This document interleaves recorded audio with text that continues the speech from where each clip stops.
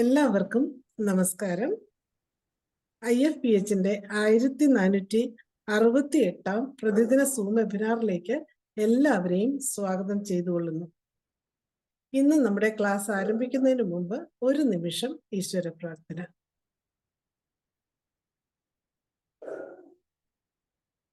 നന്ദി. ഇന്ന് നമ്മോടൊപ്പം എത്തിയിരിക്കുന്നത് ഡോക്ടർ എഹിയ പർക്കവെട്ടി, BHMS. ഡോക്ടർ നമ്മുടെ IFPHന്റെ മീഡിയ സെൽ ചെയർമാനും മുൻ ജോയിന്റ് സെക്രട്ടറിയുമാണ്. ഡോക്ടർ ആലുവയിലും തിരുവനന്തപുരത്തും ഡോക്ടർ എഹിയാസ് വെൽനസ് ക്ലിനിക് എന്ന പേരിൽ ക്ലിനിക്കിൽ നടത്തി അതിൻ്റെ ചീഫ് ഫിസിഷ്യനാണ്. IHMAയുടെ ടീച്ചിങ് ഫാക്കൽറ്റി മെമ്പറാണ്. 30 വർഷത്തെ ചികിത്സാനുഭവങ്ങളാണ് ഡോക്ടർക്കുള്ളത്. ADHD ചികിത്സയും ഹോമിയോപ്പതിയും എന്ന വിഷയത്തിൽ ക്ലാസ് എടുക്കുന്നതിന് നമ്മുടെ എഹിയ ഡോക്ടറെ ഈ പ്ലാറ്റ്ഫോമിലേക്ക് ആദരപൂർവ്വം ക്ഷണിച്ചുകൊള്ളുന്നു. ഡോക്ടർ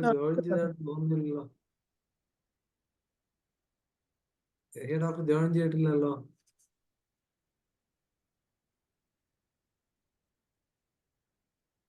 യാത്രയിലാണെന്ന് അറിയില്ല.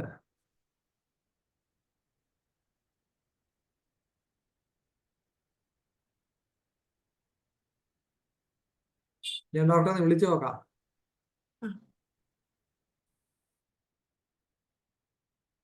ഇംഗ്ലീഷ് സെക്ഷന് തുടർച്ചയായിട്ടുള്ള ഒരു വിഷയമാണ് നമുക്ക് ഇന്നുള്ളത്.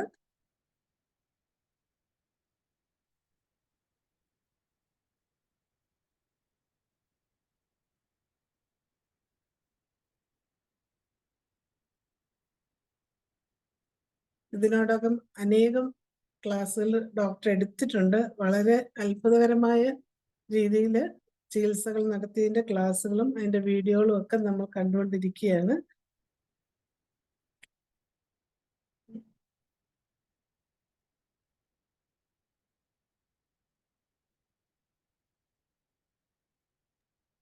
ഡോക്ടർ ഉടനെ ജോയിൻ ചെയ്യുന്നതാണ്.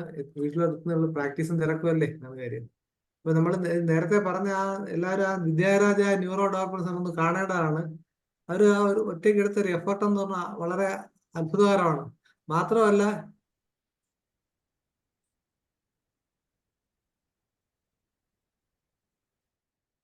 മനോജ് ഡോക്ടറുടെ നെറ്റ്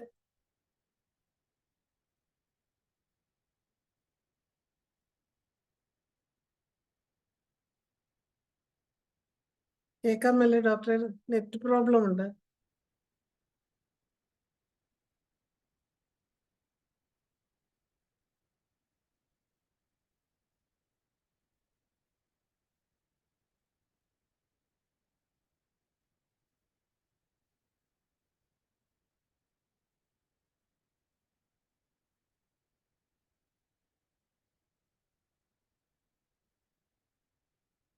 നെറ്റ് പ്രോബ്ലം ഉള്ളവരുടെ ഇടയ്ക്ക് പ്രശ്നം ഉണ്ടാകുന്നുണ്ട്. ഡോക്ടർ താമസിയായി ജോയിൻ ചെയ്യും. പറഞ്ഞൊന്നും കേട്ടില്ല. പറഞ്ഞൊന്നും കേട്ടില്ല. ഡോക്ടർ ജോയിൻ ചെയ്യും. ഡോക്ടർ യാത്രയിലോ വീട്ടിലെത്തുന്നതേ ഉള്ളെന്ന് പറഞ്ഞു. അല്ല, മറ്റേ നമ്മുടെ ന്യൂറോ ഡെവലപ്മെന്റ് സെന്റർ അത് നല്ലൊരു എഫർട്ടാണ്. മാത്രമല്ല രസകരമായ കാഴ്ച പറഞ്ഞാൽ ആ കോളേജിന്റെ മാനേജർ എന്ന് പറഞ്ഞ കാർഡിയോളജിസ്റ്റ് ആണ്. ഞാൻ ആ കോളേജിന്റെ ഒരു സ്റ്റുഡന്റ് ആണ്. അപ്പൊ അദ്ദേഹം വളരെ സന്തോഷപൂർവ്വം പറയുകയുണ്ടായി നമ്മുടെ ഈ ഹോമിയോപ്പതിയുടെ സാധ്യതയെ കുറിച്ച്. കേൾക്കാമോ ഡോക്ടറെ? ഇപ്പൊ കേൾക്കാം. ഇടയ്ക്ക് നെറ്റ് പോകുന്നുണ്ട്. അപ്പൊ പുള്ളി പറഞ്ഞൊരു കാര്യം വെച്ചാൽ I was sceptical about homeopathy എന്നാ ആദ്യം പറഞ്ഞത്. കാരണം നമ്മൾ ഈ പറയുന്ന പോലെയാണ്. പക്ഷെ ഈ ബിന്ദു ഡോക്ടർ ട്രീറ്റ്മെന്റ് പുള്ളിയെ കാണാൻ ചെന്നൊരു പേഷ്യന്റ് പറയുകയുണ്ടായി, ഇങ്ങനെ ഐരാണിമുട്ടത്ത് ഹോമിയോ കോളേജിൽ ഒരു ഡോക്ടർ എന്നെ ട്രീറ്റ് ചെയ്യുന്നത്, അപ്പൊ കുട്ടിക്ക് നല്ല സുഖം വ്യത്യാസം ഉണ്ടെന്ന് പറഞ്ഞു. അപ്പൊ ഇദ്ദേഹം വിചാരിച്ചു ഏതെങ്കിലും പ്രൊഫസർമാരായിരിക്കും എന്ന് വിചാരിച്ചു. അപ്പൊ ആ ഡോക്ടറെ പേരെന്താണ്? അത് ബിന്ദു BR ആണ്. അപ്പൊ ഇദ്ദേഹത്തിന്റെ കോളേജിലെ ഫാക്കൽറ്റിയാണ്. PGക്ക് പോയി. അപ്പൊ പുള്ളി വിചാരിച്ചൊരു PG സ്റ്റുഡന്റ് ആയിരിക്കുമല്ലോ എന്ന് ഉറപ്പിച്ചു. പക്ഷെ ബിന്ദു ആണെന്ന് പുള്ളിക്ക് അത്ഭുതമായി. അങ്ങനെ പുള്ളി ശ്രദ്ധിച്ചു തുടങ്ങിയപ്പോഴത്തേക്കാണ് ഈ പറഞ്ഞ പോലെ അദ്ദേഹം പറഞ്ഞ പോലെ എണീറ്റ് നടക്കാൻ പറ്റാത്ത കേസുകൾ എണീറ്റ് നടക്കുന്നത്. അത് കണ്ടാൽ പുള്ളിക്ക് വല്ല അത്ഭുതമായി. അങ്ങനെയാണ് പുള്ളിയെ സപ്പോർട്ട് ചെയ്യാൻ തുടങ്ങിയത്. അവരുടെ ഗുണം എന്താണ്? ഹോമിയോപ്പതിക്ക് നല്ല സ്ഥാപനം ഉണ്ടാവുകയാണ്. ഓരോരുത്തരുടെ എഫർട്ടിനുള്ള ഒരു റിഫ്ലക്ഷൻ ആണ്. പിന്നെ വളരെ ദൂരം ഞാൻ ചെന്നപ്പോൾ കണ്ട കാഴ്ച, തെലുങ്കാന ഒരു പേഷ്യന്റ് നേരത്തെ പറഞ്ഞ കേസാണ്. 20-21 വയസ്സുള്ള കുട്ടിയാണ്. അവരുടെ മകനാണ്. ഇപ്പൊ ഒരുപാട് കാര്യങ്ങൾ ചെയ്യുന്നുണ്ട്. അപ്പൊ അവരവിടുന്ന് സ്റ്റേ ചെയ്യണം തെലുങ്കാനയിൽ നിന്നിട്ട്. നമ്മുടെ ഹോമിയോപ്പതിക്ക് ഇൻഫ്രാസ്ട്രക്ചർ നന്നായി ഡെവലപ്പ് ചെയ്യണമെന്നുണ്ടെങ്കിൽ ആൾക്കാരൊന്നും താമസിക്കാനും വരുന്ന സൗകര്യം ഉണ്ടെങ്കിൽ ദൂരെ നിന്ന് ധാരാളം ആൾക്കാരെ വരും. ശാരദകൃഷ്ണ കോളേജിൽ ഒരു ബാംഗ്ലൂരിൽ ബിസിനസ്സുകാരൻ ചോദിച്ചു ഹെലികോപ്റ്റർ വരെ സൗകര്യം ഉണ്ടോന്നാണ് ചോദിച്ചത്. പേഷ്യന്റ് ദൂരെ വരാൻ തയ്യാറാണ്. ഞാൻ നമ്മുടെ മോഹൻ സാറിനോട് പറയുണ്ടായി, സാറേ നമുക്കൊരു ഹെലിപ്പാഡ് ഉണ്ടാക്കണം, ഇനി ഇത് വരുമെന്ന്. എന്തോ ഒരു കോയിൻസിഡൻസ് പോലെ പറഞ്ഞ് 4 ദിവസം കഴിഞ്ഞപ്പോഴേ പേഷ്യന്റ് ചോദിച്ചത്. അപ്പൊ നമ്മൾ കുറവിടെ വലുതായിട്ട് ചിന്തിക്കേണ്ടതുണ്ട്. പഴയ പോലെ കാറ് വരുന്ന വഴി അല്ലെങ്കിൽ ഓട്ടോ വരുന്ന വഴിയല്ല നമുക്ക് വേണ്ടത്. നമുക്ക് ഹെലിപ്പാഡ് ഉൾപ്പെടെ നമ്മുടെ കോളേജുകൾക്ക് ആവശ്യമാണ്, ഹോസ്പിറ്റലുകൾക്ക്. കാരണം സാധ്യത അത്ര വലുതാണ്.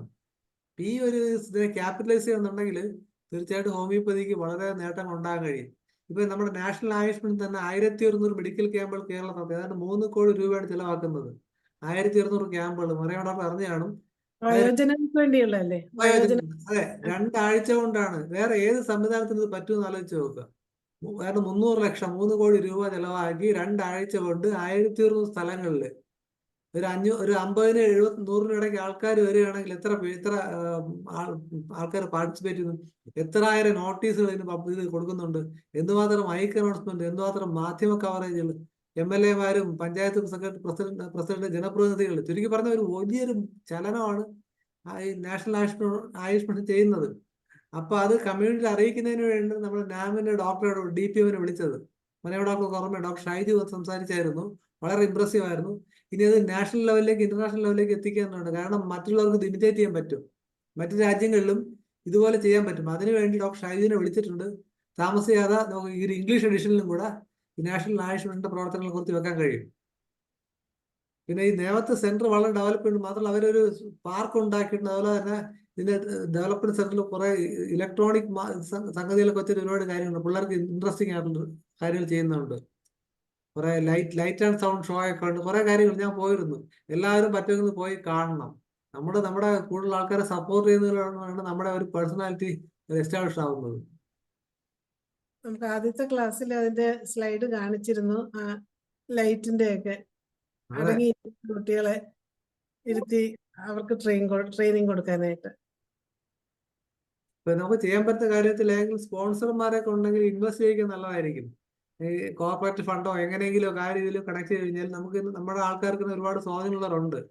ഇത് നിഷ്പ്രയാസം നടത്താൻ പറ്റും. അപ്പൊ അതിലേക്കായിട്ട് തന്നെ CSR ഫണ്ടിനെ കുറിച്ച് ഒരു ക്ലാസ് വെക്കാന്ന് വെച്ചിട്ട് ഒരു 6 മാസമായി. ദൗർഭാഗ്യത്തിൽ ഇന്നുവരെ നടന്നിട്ടില്ല. ഒരാളിനെ ഏൽപ്പിച്ചു, പക്ഷെ എങ്ങും എത്തിയില്ല. അപ്പൊ ആ ഒരു മാറിക്കഴിഞ്ഞാൽ നമ്മൾ ഒരുപാട് മാറേണ്ടതാണ്. അതുപോലെ തന്നെ ഭാരതീയ ന്യായ സംഹിത നിയമങ്ങൾ വരുമ്പോഴത്തേക്ക് പുതിയ നിയമങ്ങൾ ഹോമിയോപ്പതി എങ്ങനെ ബാധിക്കും. അതുപോലെ തന്നെ ഇന്ത്യ 3ാമത്തെ വേൾഡ് എക്കണോമി ആകുമ്പോഴത്തേക്ക് ശക്തി ആകുമ്പോഴത്തേക്ക് നമ്മുടെ വരുമാനം ഈ പ്രൊഫഷൻ എങ്ങനെ നിലനിൽക്കണം, എന്ത് ചെയ്യണം, അതറിയണ്ടേ. ഇല്ലെങ്കിൽ ആ ഒരു ഡിഫറൻസ് ഭയങ്കര വലുതാവും, ഹോമിയോപ്പതി അടിഞ്ഞു പോകും. ഇപ്പൊ എന്റർപ്രൈനർഷിപ്പ് ആവശ്യമാണ്. ഇപ്പൊ കഴിഞ്ഞ ദിവസം ഡോക്ടർ ബിന്ദുരാജ് പറഞ്ഞു നമ്മൾ ഹോമിയോപ്പതി സിസ്റ്റത്തെ കുറിച്ച് മാത്രമുള്ള ക്ലാസ് വെക്കുന്നു പറഞ്ഞു. പക്ഷെ യഥാർത്ഥത്തിൽ അതല്ല. ഈ വർഷം നമ്മൾ ഒരുപാട് ക്ലാസ്സുകൾ വെച്ചു. ഹോമിയോപ്പതി സിസ്റ്റം അല്ലാത്ത ധാരാളം ക്ലാസ്സുകൾ വെച്ചു. അതെല്ലാം ഉദ്ദേശിക്കുന്നത് പേഴ്സണൽ ഡെവലപ്മെന്റ് അല്ല, ഹോമിയോപ്പതി ഡെവലപ്മെന്റ്. ഇനിയിപ്പോ ISK ഒരു സെമിനാർ നടത്തുന്നുണ്ട്. അതിനകത്തും ഈ വെറ്റിനറി ഹോമിയോപ്പതി, അഗ്രികൾച്ചർ ഹോമിയോപ്പതിയെ കുറിച്ച് 2 സെഷൻ വെച്ചിട്ടുണ്ട്. ഞാനത് പറഞ്ഞു, മന്ത്രിമാരെ കൂടെ വിളിക്കണമെന്ന് പറഞ്ഞിട്ടുണ്ട്. കൃഷി മന്ത്രിയെയും ഈ മൃഗസംരക്ഷണ വകുപ്പ് മന്ത്രി ആ സെഷനിലേക്ക് വിളിക്കുന്നുണ്ട്. അപ്പൊ ഹോമിയോപ്പതി കൂടുതൽ മൈലേജ് ഉണ്ട് അക്കാര്യത്തില്. അത് ഡോക്ടർ ജോയിൻ ചെയ്തിട്ടുണ്ട്.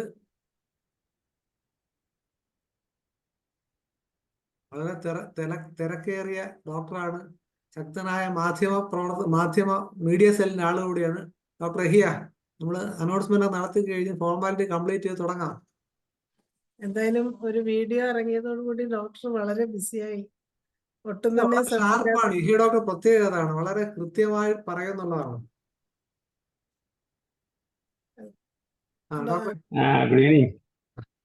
ഡോക്ടറെ ADHDയുടെ ക്ലാസ് ചികിത്സയും ഹോമിയോപ്പതി എന്ന വിഷയത്തിന് ക്ലാസ് എടുക്കുന്നതിന് ഡോക്ടറെ വളരെ ആദരപൂർവ്വം ഈ പ്ലാറ്റ്ഫോമിലേക്ക് സ്വാഗതം ചെയ്തുകൊള്ളുന്നു.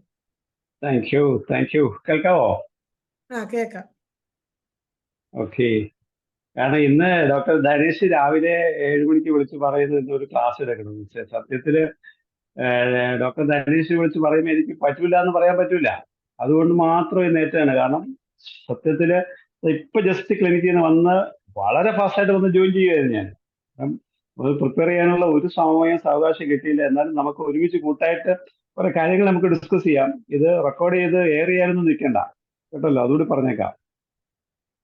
കാരണം ഈ ADHD കുറിച്ച് ഒരുപാട് ക്ലാസ്സുകൾ വിദഗ്ധര് ഇതിന് ആധികാരികമായിട്ട് പഠിച്ചു പറഞ്ഞവര് റിസർച്ച് ചെയ്തവരൊക്കെ ഇതിനകത്ത് വന്ന് ക്ലാസ് എടുത്തിട്ടുണ്ട്. അപ്പം നമുക്കതിന് അതൊക്കെ ഒരു തിയററ്റിക്കൽ ആസ്പെക്റ്റിൽ നമ്മൾ കേട്ടു. പക്ഷെ പ്രാക്ടിക്കൽ ആസ്പെക്റ്റിൽ നമുക്ക് എന്തൊക്കെയാണ് ചെയ്യാൻ പറ്റുന്നത്, എങ്ങനെ മാനേജ് ചെയ്യാം, നമ്മൾ മാനേജ് ചെയ്തിരിക്കുന്നത് നമ്മുടെ ഹേർഡിൽസ് എന്തൊക്കെയാണ്, കോംപ്ലിക്കേഷൻസ് എന്തൊക്കെയാണ്, നമുക്ക് ഇത് ഏറ്റു കഴിഞ്ഞാൽ എത്ര കാലം കൊണ്ട് എന്തെങ്കിലും ചെയ്യാൻ പറ്റുമോ, ഇങ്ങനെയൊക്കെയുള്ള കാര്യങ്ങളാണ്. കാരണം കഴിഞ്ഞ 2-3 മാസമായിട്ട് ഇതുപോലുള്ള ഒരുപാട് കുഞ്ഞുങ്ങൾ, ഏതാണ്ട് ഒരു 40ഓളം കുട്ടികൾ കഴിഞ്ഞൊരു 3 മാസത്തിനുള്ളിൽ എനിക്ക് വളരെ പിന്നെ പ്രതീക്ഷയോടുകൂടി എൻ്റെ അടുത്ത് വന്ന കുഞ്ഞുങ്ങളാണ്. മനസ്സിലായില്ലേ? അവരെ ഞാൻ ചേർത്ത് പിടിച്ച് റിസൾട്ട് ഉണ്ടാക്കാനുള്ള ശ്രമം നടത്തുകയാണ്. ഇതിനു മുമ്പും ഞാൻ മദ്രാസിൽ ഈ പറഞ്ഞ ADHD കേസുകൾ ഒരു 15 വർഷം മുമ്പ് സ്പെഷ്യൽ സ്കൂളിൽ ഞാൻ പോയി മരുന്ന് കൊടുക്കുമായിരുന്നു. 2 വർഷം തുടർച്ചയായിട്ട് മരുന്ന് കൊടുത്തുകൊണ്ടിരുന്നു. അവിടെയുള്ള റിസൾട്ട് വളരെ അത്ഭുതകരമായിട്ടുള്ള റിസൾട്ടാണ് എനിക്ക് കിട്ടിയിരിക്കുന്നത്. അതിലേക്കുള്ള അനുഭവത്തിന്റെ വെളിച്ചത്തിലാണ് ഇപ്പോഴും ഞാൻ കേസുകൾ നോക്കുന്നത്. ഇനിവേ വന്നിരിക്കുന്ന എല്ലാവർക്കും ഞാൻ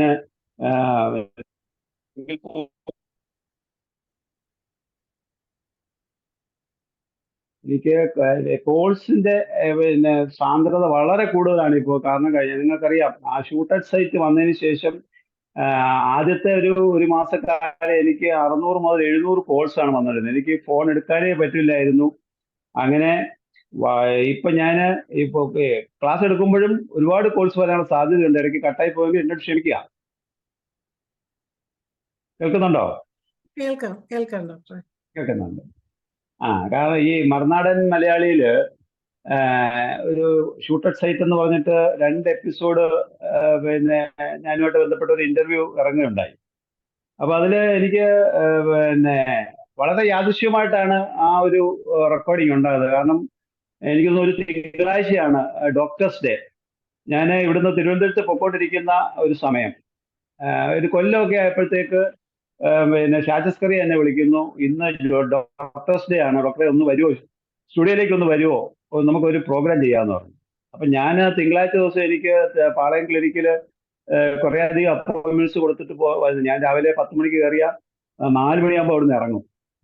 കഴിച്ചാൽ ഉച്ചയ്ക്ക് ഉണ്ടിലേക്ക് ഉണ്ടില്ല, ആ രീതിയിലാണ്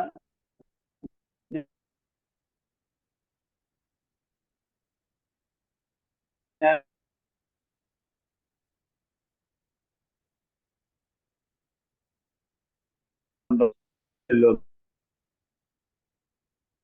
കോള് വന്നെന്ന് തോന്നുന്നല്ലോ.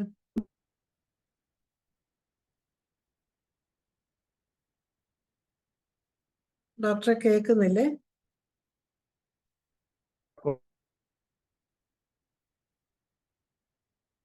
പോയി.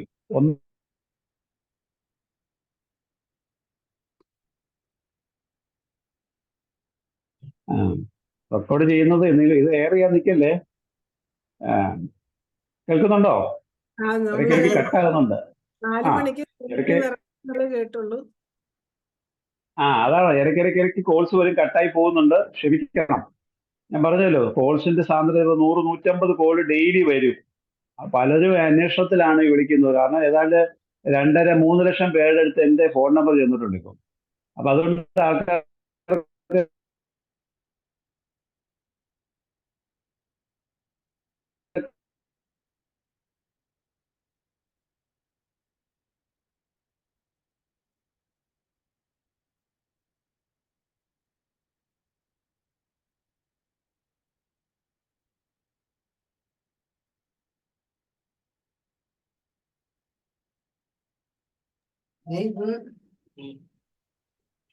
പല കോഴ്സും നമുക്ക്.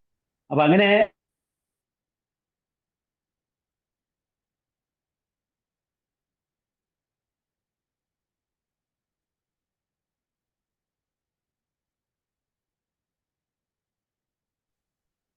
ഹലോ, ഇടയ്ക്ക് പോയി. നെറ്റ് പ്രോബ്ലം ഉണ്ടല്ലേ? ഇടയ്ക്ക് പോയി. ഓക്കെ. ക്ഷമിക്കണം. ഞാൻ ലാപ്ടോപ്പിലല്ല കയറിയിരിക്കുന്നത്, മൊബൈലിലാണ് കയറിയിരിക്കുന്നത്. ക്ഷമിക്കണം.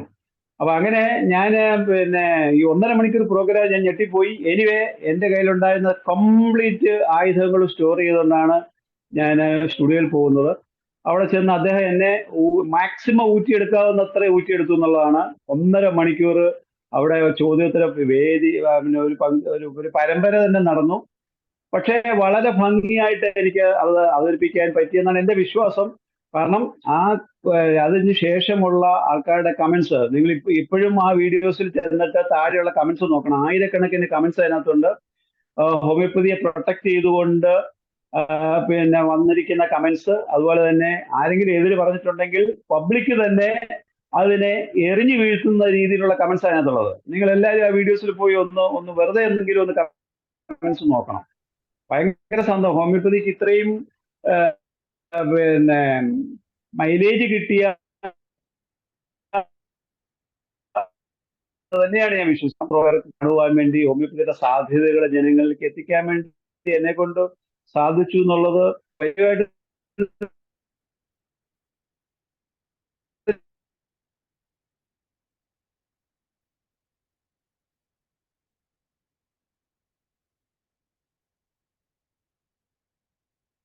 ഭയങ്കര കേസ്. നമ്മൾ ഈ പറഞ്ഞ പോലെ എൻ്റെ അടുത്തുള്ള 4 ജൂനിയർ ഡോക്ടേഴ്സിന് മരുന്നെടുക്കാനും രോഗികളെ നോക്കാനുള്ള ഒരു പിന്നെ സമാധാനത്തോടു കൂടി നോക്കാൻ പറ്റാത്ത ഒരവസ്ഥ എന്ന് തന്നെ പറയാം. കാരണം എനിക്ക് സിസ്റ്റം നോക്കി ശരിക്കും സ്റ്റഡി ചെയ്ത് മരുന്ന് കൊടുക്കാൻ പോലും പറ്റാത്ത ഒരു സിറ്റുവേഷനാണ്. അപ്പൊ അത്രയും കണ്ട് രോഗികളുടെ ഒരു സാന്ദ്രത വളരെ കൂടിയിട്ടുണ്ട്.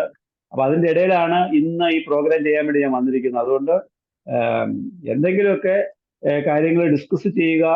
ഈ ADHD ആയിട്ട് ബന്ധപ്പെട്ടിട്ട് സ്പെസിഫിക് സബ്ജക്റ്റിലേക്ക് ആയിരിക്കില്ല ഞാൻ പോകുന്നത്. കാരണം ഇപ്പൊ ഞാൻ പറഞ്ഞല്ലോ, ഇപ്പൊ വന്ന കേസുകളൊക്കെ എന്ന് പറയുന്നത് പലപ്പോഴും ഒരു ഗ്ലോബൽ ഡെവലപ്മെന്റൽ ഡിലേ എന്ന ഓമന പേരിലാണ് ഈ കേസുകൾ മുഴുവൻ ഡയഗ്നോസ് ചെയ്തിരിക്കുന്നത്. അപ്പൊ അവര് സംസാരിക്കുന്നില്ല, അല്ലെങ്കിൽ ഓട്ടിസ്റ്റിക് ആണ്, അതല്ലാന്നുണ്ടെങ്കിൽ ഡിലേഡ് മൈൽ സ്റ്റോൺസ് ആണ്. നമ്മുടെ ഹോമിയോപ്പതിയെ സംബന്ധിച്ചോളം ഈ ഡയഗ്നോസിസിലൊന്നും ഒരു കഥയുമില്ല, ഒരു കാര്യമില്ല എന്നുള്ളത് വളരെ പകൽ പോലെ വ്യക്തമാണ്. ഇപ്പൊ ഇവിടുത്തെ വളരെ ഫേമസ് ആയിട്ടുള്ള ഒരു ഹോസ്പിറ്റല്, അതായത് നമ്മുടെ മെഡിക്കൽ കോളേജ്, കൊച്ചിയിലെ മെഡിക്കൽ കോളേജ് ഉള്ള ഒരു ഹോസ്പിറ്റലാണ്. അവിടെ ചെന്ന് കഴിഞ്ഞാൽ ഇതുമായിട്ട്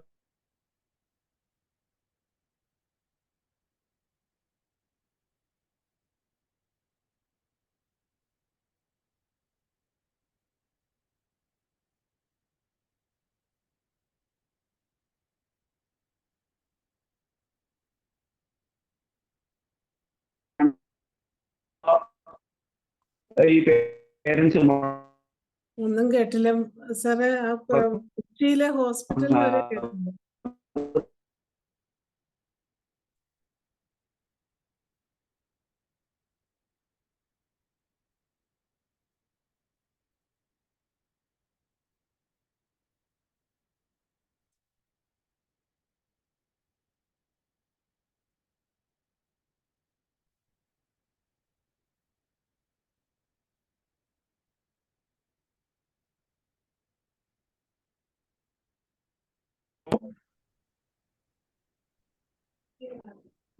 കൊച്ചിയിലെ ഹോസ്പിറ്റലിന് വരെ കേട്ടുള്ളൂ.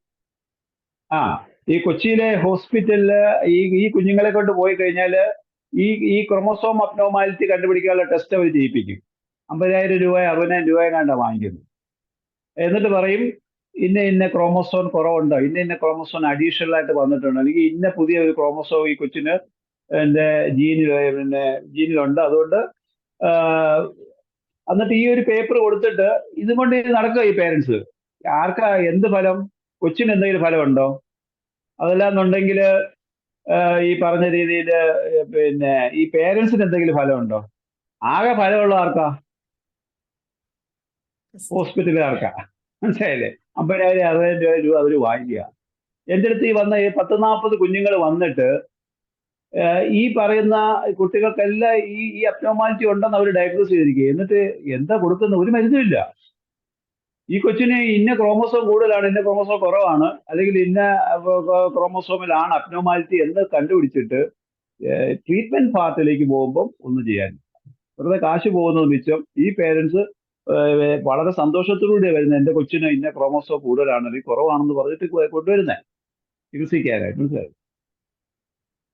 അപ്പൊ അതുകൊണ്ട് ഹോമിയോപ്പതിക്ക് എന്ത് ചെയ്യാൻ പറ്റും ഇങ്ങനെയുള്ള കേസുകൾ നമ്മൾ ചിന്തിക്കുമ്പോൾ നമ്മൾ സാധാരണ രീതിയിൽ കാലാകാലങ്ങളിൽ നമ്മൾ കൊടുക്കുന്ന മരുന്നുകൾ ഈ ഡെവലപ്മെന്റൽ ഡിലേ അല്ലെങ്കിൽ speech delay, autistic features, attention deficit, ഇങ്ങനെയൊക്കെ പറഞ്ഞ് നമ്മൾ കൊടുക്കുന്ന ഇപ്പം നാട്രമോർ ആണെങ്കിലും ആഴ്സൈഡൈഡ് ആണെങ്കിലും അല്ലെങ്കിൽ ആഴ്സാൽബ് ആണെങ്കിലും അല്ലെങ്കിൽ കാസിനോസിൻ, ട്യൂബക്കുലീനം, ഇതിൻ്റെയൊക്കെ ബയോകെമിക്കൽ, അതായത് കൽക്കേരിയ ഫോസ് അല്ലെങ്കിൽ നാട്രമോർ അല്ലെങ്കിൽ സൈഡീഷ്യ, ഇതെല്ലാം വളരെ പ്രകടമായിട്ട് സീനിലേക്ക് വരികയും അതെല്ലാം കൊടുക്കുമ്പം നമുക്ക് ഒരു പരിധി വരെ റിസൾട്ട് ഉണ്ടാകുകയും ചെയ്യുന്നു എന്നുള്ളതാണ്.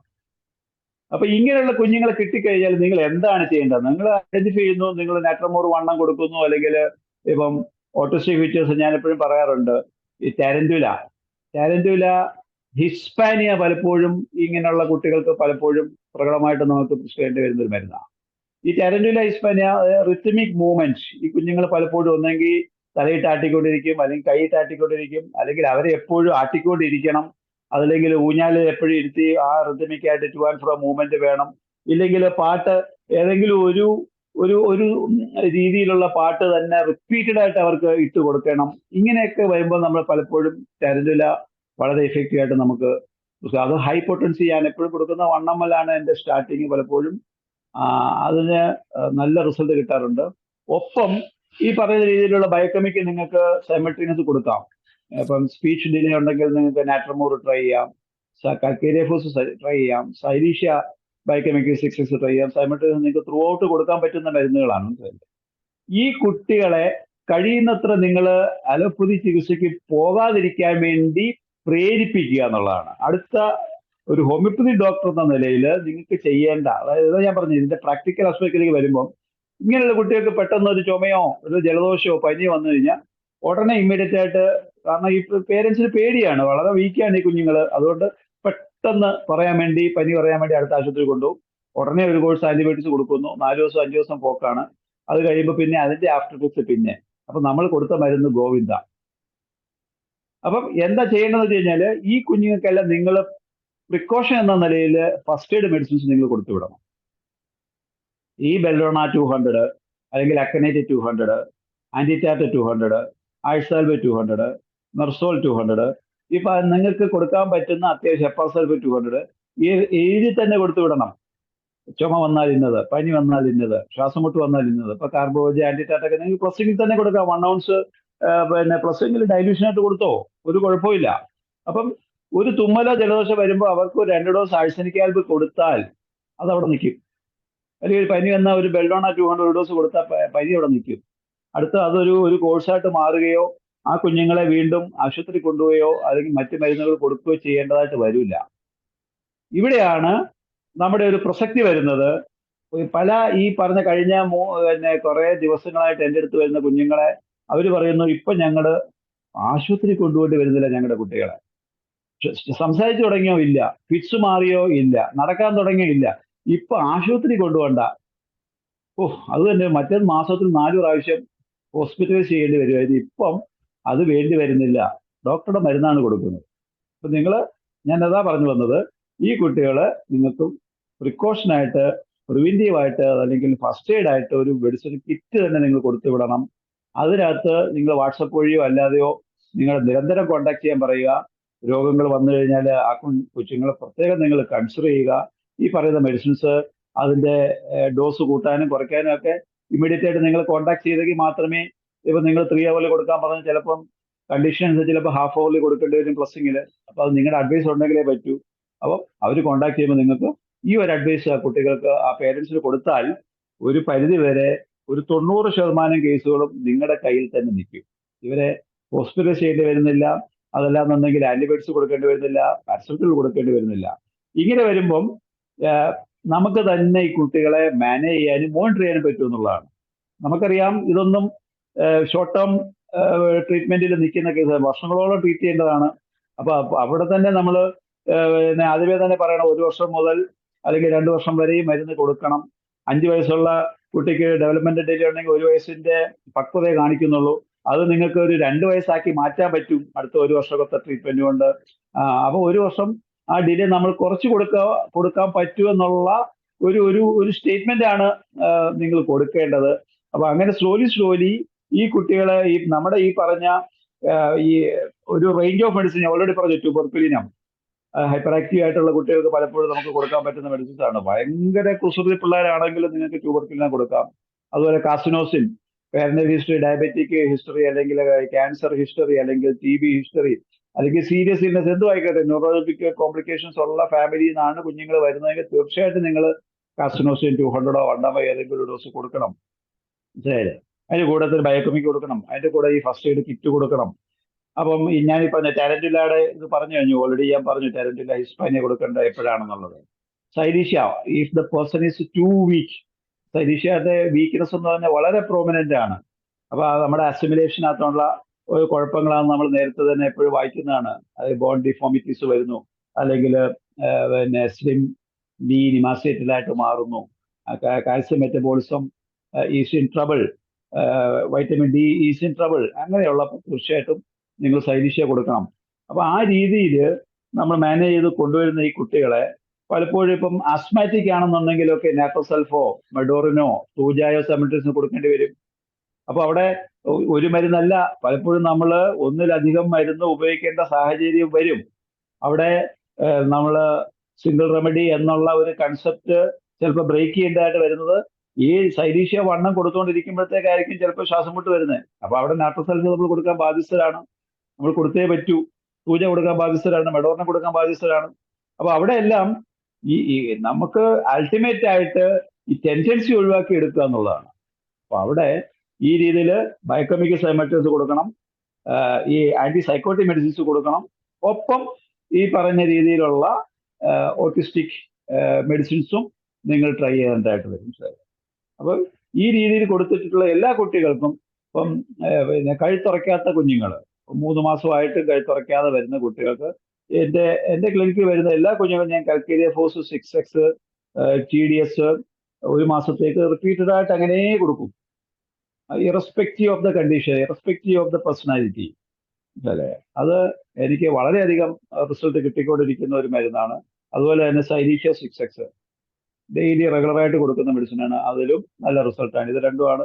ഇത് സ്പീച്ച് ഡിലേ ആണെങ്കിൽ പലപ്പോഴും ഞാൻ നാട്രമോറിലേക്ക് പോകും. നാട്രമോർ 6X സൈമട്രിസ് ആയിട്ട് കൊടുത്തുകൊണ്ടിരിക്കും, അതിലും നല്ല റിസൾട്ടാണ് കിട്ടിക്കൊണ്ടിരിക്കുന്നത്. ഇനി നമുക്കിപ്പം ഈ ഓട്ടിസ്റ്റിക് ഫീച്ചേഴ്സ് എന്ന് പറയുമ്പോൾ ബർത്ത് ഇഞ്ചുറിയുമായിട്ട് ബന്ധപ്പെട്ടാ വരുന്നത്, നിങ്ങൾ അത് മനസ്സിലാക്കണം. അപ്പോൾ ഡെലിവറി സമയത്ത് ഉണ്ടാകുന്ന കോംപ്ലിക്കേഷൻസ്, ആ രീതിയിൽ ഇപ്പം ഒരു ഹൈപ്പോക്സിയ ഉണ്ടായ സ്റ്റേജ്, അങ്ങനെ ബ്രെയിൻ ഡാമേജ് ആയിപ്പോയി, അവിടെ വരുമ്പം ഈ പറയുന്ന മരുന്നുകളിൽ നിന്നെല്ലാം നമ്മൾ മാറി ചിന്തിക്കണം. ആ കൊച്ചു ഈ പറഞ്ഞ രീതിയിൽ പാരാലിസിസ് ആയിരിക്കും, സംസാരിക്കത്തില്ല, അവിടെ ഈ മരുന്നൊന്നും അല്ല, അവിടെ നമ്മൾ ലോജിക്ക് അപ്ലൈ ചെയ്യണം. അപ്പം ബർത്ത് ഇഞ്ചുറി ഉണ്ട്, അല്ലെങ്കിൽ ആ സമയത്ത് ഡിലേഡ് ഡെലിവറി ആയിരുന്നു, ഡെലിവറിയായിട്ട് ബന്ധപ്പെട്ട കോംപ്ലിക്കേഷൻസ് ആണെങ്കിൽ then you have to shift to staphysagria, arnica, അതല്ലാന്നുണ്ടെങ്കിൽ ബ്ലീഡിങ് റെമഡീസ് പറഞ്ഞ പോലെ ബോത്രോപ്സ്, ലാക്ടോസിസ്, ആ രീതിയിലുള്ള മെഡിസിനിലേക്ക് നിങ്ങളെ ചിന്ത പോകണം. അപ്പം അവിടെ ഈ കുട്ടി സംസാരിക്കുന്നില്ല, നടക്കുന്നില്ല എന്ന് പറഞ്ഞിട്ട് ഈ പറയുന്ന ബരേറ്റ കാർബും സൈലീഷ്യയും കൽക്കേരിയ ഫോസും ഒന്നും അല്ല അവിടെ ആവശ്യം. പലപ്പോഴും ഈ ഇഞ്ചുറി മെഡിസിൻസോ അല്ലെങ്കിൽ ബ്ലീഡിങ് റെമഡീസ്, കാരണം പിന്നെ ഈ കുട്ടികൾക്ക് ഉണ്ടാകുന്ന ബ്രെയിൻ ഡാമേജ്, മനസ്സിലായില്ലേ, അവിടെ ഓക്സിജന്റെ ഡെഫിഷ്യൻസി കൊണ്ട് ഉണ്ടാകുന്ന ബ്രെയിൻ ഡാമേജ് നമ്മൾ കൺസിഡർ ചെയ്യുകയും ആ രീതിയിൽ ഇപ്പം കാർബോജ് അവിടെ ഇൻഡിക്കേറ്റ് ആയിട്ട് വരുന്നുണ്ട്, ആർണിക്ക ഇൻഡിക്കേറ്റ് ആയിട്ട് വരുന്നുണ്ട്, ബോത്രോപ്സ് ഇൻഡിക്കേറ്റ് വരുന്നുണ്ട്, ലാക്ടോസിസ് ഇൻഡിക്കേറ്റ് ആയിട്ട് വരുന്നുണ്ട്. അപ്പൊ ഈ രീതിയിൽ സ്റ്റാഫിസാഗ്രിയ വരുന്നുണ്ട്. So if there is injury, അത് ഈ പറഞ്ഞ പോലെ ഹൈപ്പോടെൻസിസ് വൺസ് ഇൻ എ വൈൽ, അപ്പോൾ 1 മാസം കൂടുമ്പോഴോ 45 ദിവസം കൂടുമ്പോഴോ 200, 1 10 50 ഈ രീതിയിൽ 6 മാസം 1 വർഷം റെഗുലറായിട്ട് കൊടുത്തുകൊണ്ടിരിക്കണം. അവിടെയും ഒരുപക്ഷെ കൽക്കേരിയ ഫോസ് നിങ്ങൾക്ക് കൊടുക്കാവുന്ന ഒരു ബയോകെമിക്കാണ് ഇങ്ങനെയുള്ള കണ്ടീഷൻസിൽ. കാലിഫോസ് നിങ്ങൾക്ക് കൊടുക്കാം ഈ രീതിയിൽ നിങ്ങൾ മാനേജ് ചെയ്യുന്ന കേസുകൾ. മാക്ഫോസ് കൊടുക്കാം ഡെയിലി ഡോസ് ആയിട്ട്. അപ്പം അവിടെയും നമ്മുടെ ലോജിക്ക്, എപ്പോഴും പ്രാക്ടീസിൽ logic is very very important. നമ്മൾ ഈ ലോജിക്ക് ഇല്ലാതെ പോയി കഴിഞ്ഞാൽ റുട്ടീൻ പ്രിസ്ക്രിപ്ഷൻസിലേക്ക് പോവുകയും റിസൾട്ട് വരാതിരിക്കുകയും ചെയ്യും. അവിടെ ഇതുപോലുള്ള ക്ലാസ്സുകളോ അതല്ലാന്നുണ്ടെങ്കിൽ മറ്റു സീനിയർ ഡോക്ടേഴ്സിൻ്റെ അടുത്ത് ഇരിക്കുമ്പോൾ മാത്രമായിരിക്കും ഒരുപക്ഷെ ഇങ്ങനെയുള്ള ചിന്തകൾ നമുക്ക് വരുന്നത്. ഞാൻ 30 വർഷത്തെ കൊണ്ടാണ് ഇങ്ങനെയുള്ള കാര്യങ്ങൾ നമ്മൾ സ്വായത്തമാക്കി എടുത്തിരിക്കുന്നത്. ഇത് ഓൾ ഓഫ് എ സഡൻ നമ്മൾ പിന്നെ പഠിച്ചെടുത്തതല്ല. ഒരുപാട് വായിക്കുകയും പഠിക്കുകയും ഇപ്പൊ ഈ സൂമിൽ വന്നതിന് ശേഷം എനിക്കറിയാം, ഞാൻ ആദ്യകാലത്ത് എന്റെ പ്രിസ്ക്രിപ്ഷൻ ആ ഒരു ട്രെൻഡേ മാറിപ്പോയി എന്നുള്ളതാണ്. ആദ്യകാലമൊക്കെ ഒരുപാട് നല്ല ക്ലാസ്സുകൾ അറ്റൻഡ് ചെയ്യുകയും ഒരുപാട് മരുന്നുകൾ കേൾക്കുകയും ആ മരുന്നുകളൊക്കെ വീണ്ടും പോയി വായിക്കുകയും അതെല്ലാം എഴുതിയെടുക്കുകയും അതിനെക്കുറിച്ച് വീണ്ടും തെറാപ്പിക്സ് വായിക്കുകയും ലിറ്ററേച്ചർ വായിക്കുകയും കൂടുതൽ അഡീഷൻസ് അതിനകത്ത് വരുത്തുകയും ചെയ്ത് എന്റെ ഡയറികളെല്ലാം ഫില്ലായിട്ടായിരിക്കുന്നു. മനസ്സിലായില്ലേ? അതെല്ലാം ഈ സൂമിൽ നിന്നാണ്, IFPHന്റെ സൂമിൽ നിന്ന് തന്നെയാണ് ഞാൻ സ്വായത്തമാക്കിയത്. അതുകൊണ്ട് തീർച്ചയായിട്ടും ഇതിനകത്ത് വരുന്നതിലുള്ള ഇങ്ങനെയുള്ള കണ്ടീഷൻസ് മാനേജ് ചെയ്യുമ്പം 1 year to 5 years നിങ്ങൾ ആദ്യമേ മുൻകൂറായിട്ട് അവരുടെ അടുത്ത് സമയം ചോദിക്കണം. ഒപ്പം നിങ്ങളുടെ ലോജിക്കൽ പ്രിസ്ക്രിപ്ഷൻ സൈമൾട്ടേനിയസ് ആയിട്ട് ഇങ്ങനെയുള്ള അവസരത്തിൽ പോവുകയും ചെയ്യണം. ശരി. അപ്പം തീർച്ചയായിട്ടും റിസൾട്ട് ഉറപ്പാണ്. സംസാരിക്കാത്ത കുട്ടികൾ വാക്കുകൾ പറയുന്ന അമ്മമാര് വന്നിട്ട് അല്ലെങ്കിൽ റെക്കോർഡ് ചെയ്ത് നമുക്ക് അയച്ചു തരുമ്പം നമുക്കുണ്ടാകുന്ന ഒരു സന്തോഷം, അമ്മ അല്ലെങ്കിൽ പാല്, വെള്ളം, കാക്ക, പൂച്ച എന്നൊക്കെ പറഞ്ഞു തുടങ്ങി എന്ന് പറഞ്ഞിട്ട് വീഡിയോസ് വരുമ്പോഴത്തേക്കാണ് നമ്മൾ മനസ്സിലാക്കുന്നത് നമ്മുടെ സൈലീഷ്യയും നമ്മുടെ ട്യൂബർക്കുലിനും നമ്മുടെ കാർസിനോസിനും സംസാരിപ്പിക്കാൻ കേൾപ്പുള്ളവയാണ് എന്ന് നാം മനസ്സിലാക്കുന്നത്. മനസ്സിലായത്? അപ്പം അതുകൊണ്ട് ആ രീതിയിൽ ഉള്ള പ്രിസ്ക്രിപ്ഷൻസ് വേണം നിങ്ങൾ ചെയ്യാനെന്നുള്ള ഒരു ഓർമ്മപ്പെടുത്തല്.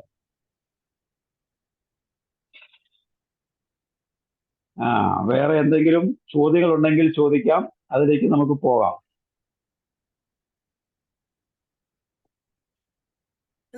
ഡോക്ടർ, സൈലീഷ്യ ബയോകെമിക്ക് ഏത് കണ്ടീഷനിലാണ് കൊടുക്കുന്നത് സാർ? സൈലീഷ്യ അസിമിലേഷൻ ആണല്ലോ. സൈലീഷ്യയുടെ ഒരു ഡിലേ ഇൻ അസിമിലേഷൻ. അപ്പം നമ്മൾ ആഹാരം എല്ലാ കുട്ടികൾക്ക് കൊടുക്കുന്നുണ്ട്, പക്ഷെ കുഞ്ഞു മെലിഞ്ഞ് വരുന്നു. അല്ലെങ്കിൽ വീക്ക്നെസ് ആണ്. സൈലീഷ്യയുടെ ഒരു സെൻട്രൽ തീം എന്ന് പറയുന്നത് പോലും വീക്ക്നെസ് ആണ്, ക്ഷീണം, എപ്പോഴും ഉറക്കം തൂങ്ങിയിരിക്കുക.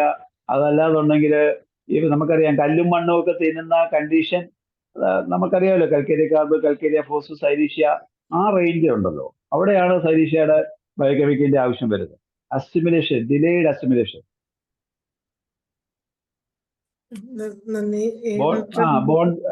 ബോൺ ഗ്രോത്ത് ഇല്ലാത്ത ഒരവസ്ഥ. ശാന്തചന്ദ്രൻ മാഡം ഹാൻഡ് റൈസ് ചെയ്തിട്ടുണ്ട്. ചോദിക്കും മാഡം. സംസാരിച്ചോ മാഡം? ശാന്തചന്ദ്രൻ മാഡം അൺമ്യൂട്ട് ചെയ്ത് സംസാരിക്കാം. കേക്കാവോ ഡോക്ടർ? കേൾക്കാം. യഹിയ ഡോക്ടറെ ഒരുപാട് നമസ്കാരം. യഹിയ ഡോക്ടർ പറഞ്ഞ 100% ഈ IFPHന്റെ പ്ലാറ്റ്ഫോമിൽ വന്നിട്ട് എനിക്കും ഉണ്ടായ ചേഞ്ചസ് ഒരുപാട് വന്നിട്ടുണ്ട്. ഒരുപാട് കേസ് നമുക്ക് കിട്ടാൻ തുടങ്ങി, എൻക്വയറീസ് വരുന്നുണ്ട്. അതിന്റെ ഒരുപാട് നന്ദി 100 പ്രാവശ്യം നന്ദി പറയാം. യഹിയുടെ സത്യസന്ധമായിട്ട് പറയാതിരിക്കാൻ പറ്റത്തില്ല.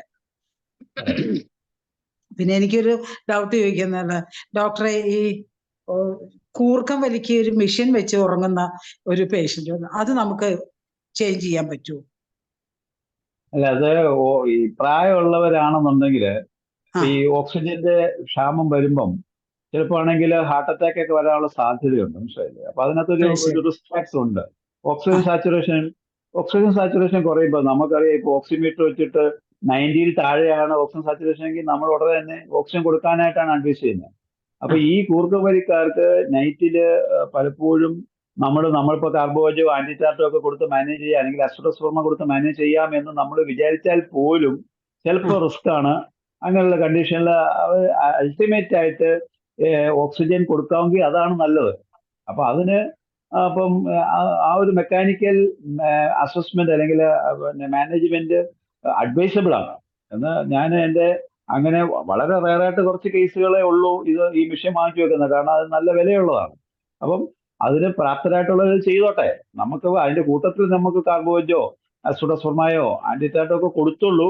എന്തെങ്കിലും ഈ പറയുന്ന സാച്ചുറേഷൻ കൂടുവെങ്കിൽ അവർക്ക് ചില ദിവസങ്ങളിലെങ്കിലും ഈ പറയുന്ന മെഷീൻ മാറ്റി വെക്കാമല്ലോ. ശരി. അപ്പൊ അതുകൊണ്ട് റിസ്ക് എടുക്കണ്ട, അങ്ങനെ ചെയ്യുന്നത് ചെയ്തോട്ടെ. ശരി. കാരണം എനിക്കറിയാം, എന്റെ അടുത്ത് ഇതുപോലെ 3-4 കേസ് ഇതുപോലെ മാനേജ് ചെയ്ത് പോകുന്ന കേസുകളുണ്ട്. നമ്മളായിട്ട് അവരുടെ ഉറക്കം കെടുത്തണ്ട, നമ്മളായിട്ട് ഇനി ഓക്സിജൻ കുറയ്ക്കണ്ട. അവർ ഓക്സിജൻ ശ്വസിച്ച് ഉറങ്ങണമെങ്കിൽ ഉറങ്ങിക്കോട്ടെ. ശരി ശരി. അല്ല, എൻ്റെ അടുക്ക വന്ന ഒരു പേഷ്യന്റ് ചോദിച്ചത്, ഈ മെഷീൻ ഇങ്ങനെ യൂസ് ചെയ്തിട്ടുണ്ടല്ലോ, അവരുടെ ചുണ്ട് ഒന്ന് വിടർന്ന് വല്ലാതായി, അവരുടെ ഫേസിന്റെ ഷേപ്പ് തന്നെ അങ്ങ് മാറി, ഷേപ്പ് മാറി. പിന്നെ ഇപ്പൊ പറയുന്നത് എന്റെ ഫേസിന് തന്നെ എന്റെ പഴയ ആ ഒരു ഗ്ലാമർ ഇല്ലാണ്ടായി എന്നൊക്കെ പറഞ്ഞ, അങ്ങനെ ഒരു ഭയങ്കര സങ്കടം. ഇപ്പൊ വർഷങ്ങളായി അത് യൂസ് ചെയ്യുന്നത്.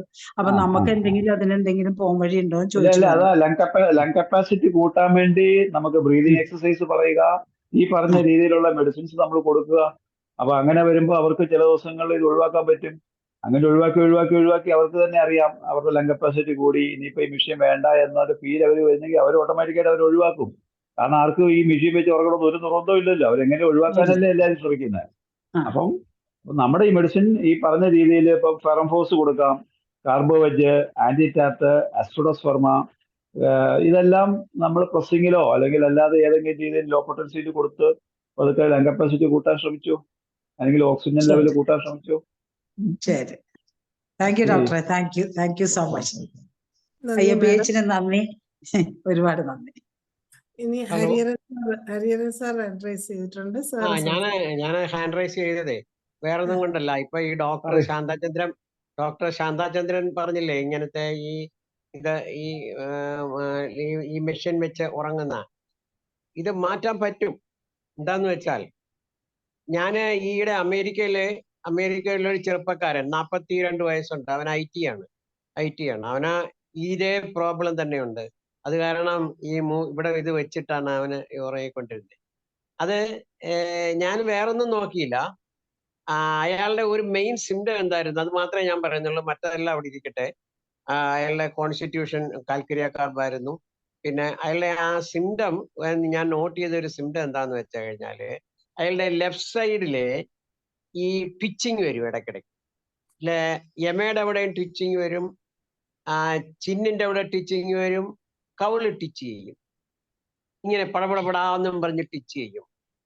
അപ്പോ ഞാൻ അയാൾക്ക് കൊടുത്ത മെഡിസിൻ അഗാറാണ്. അതിനുശേഷം അയാൾക്കത് മാറ്റാൻ പറ്റി. ഇത് ഞാനിപ്പോ ഇത് ഉപയോഗിക്കുന്നില്ല. പേഷ്യന്റ് കാൽക്രിയ കാർബാണ്, കോൺസ്റ്റിറ്റ്യൂഷണൽ മെഡിസിൻ ഞാനിപ്പോ കൊടുത്തിട്ടുണ്ട്. പക്ഷെ ഈ അഗാറിലാണ് ആ ട്വിച്ചിങ് പോവുകയും അതെനിക്ക് മാറ്റാനും സാധിച്ചത്. അതുകൊണ്ട് മാറ്റാൻ പറ്റത്തില്ല നമുക്ക് പറയാൻ പറ്റത്തില്ല. നമ്മൾ ശരിക്കും കേസ് എടുത്തു കഴിഞ്ഞ് നമുക്ക് നല്ലപോലെ അത് ക്ലിയർ ആയിട്ട് അത് കിട്ടുവാണെങ്കിൽ, അതിന്റെ സിംറ്റം കിട്ടുവാണെങ്കിൽ നമുക്കത് മാറ്റാൻ പറ്റും. അഗാരിക്കസ് ആണ് ഉദ്ദേശിക്കുന്നത്? അഗാർ എന്ന് പറഞ്ഞ മെഡിസിൻ ഉണ്ടോ? ഇല്ല, ഞാൻ ഈ സിംറ്റം വെച്ചാണ് അത് കൊടുത്തത്. അല്ലാതെ ഞാൻ അവിടെ അഗാരിക്കസ് ആണോ? അഗാരിക്കസ് എന്ന് പറഞ്ഞ മരുന്നാണോ അതോ അഗാർ എന്ന് പറഞ്ഞ മരുന്നുണ്ടോ? അഗാരിക്കസ് ആണ് ഞാൻ കൊടുത്തത്.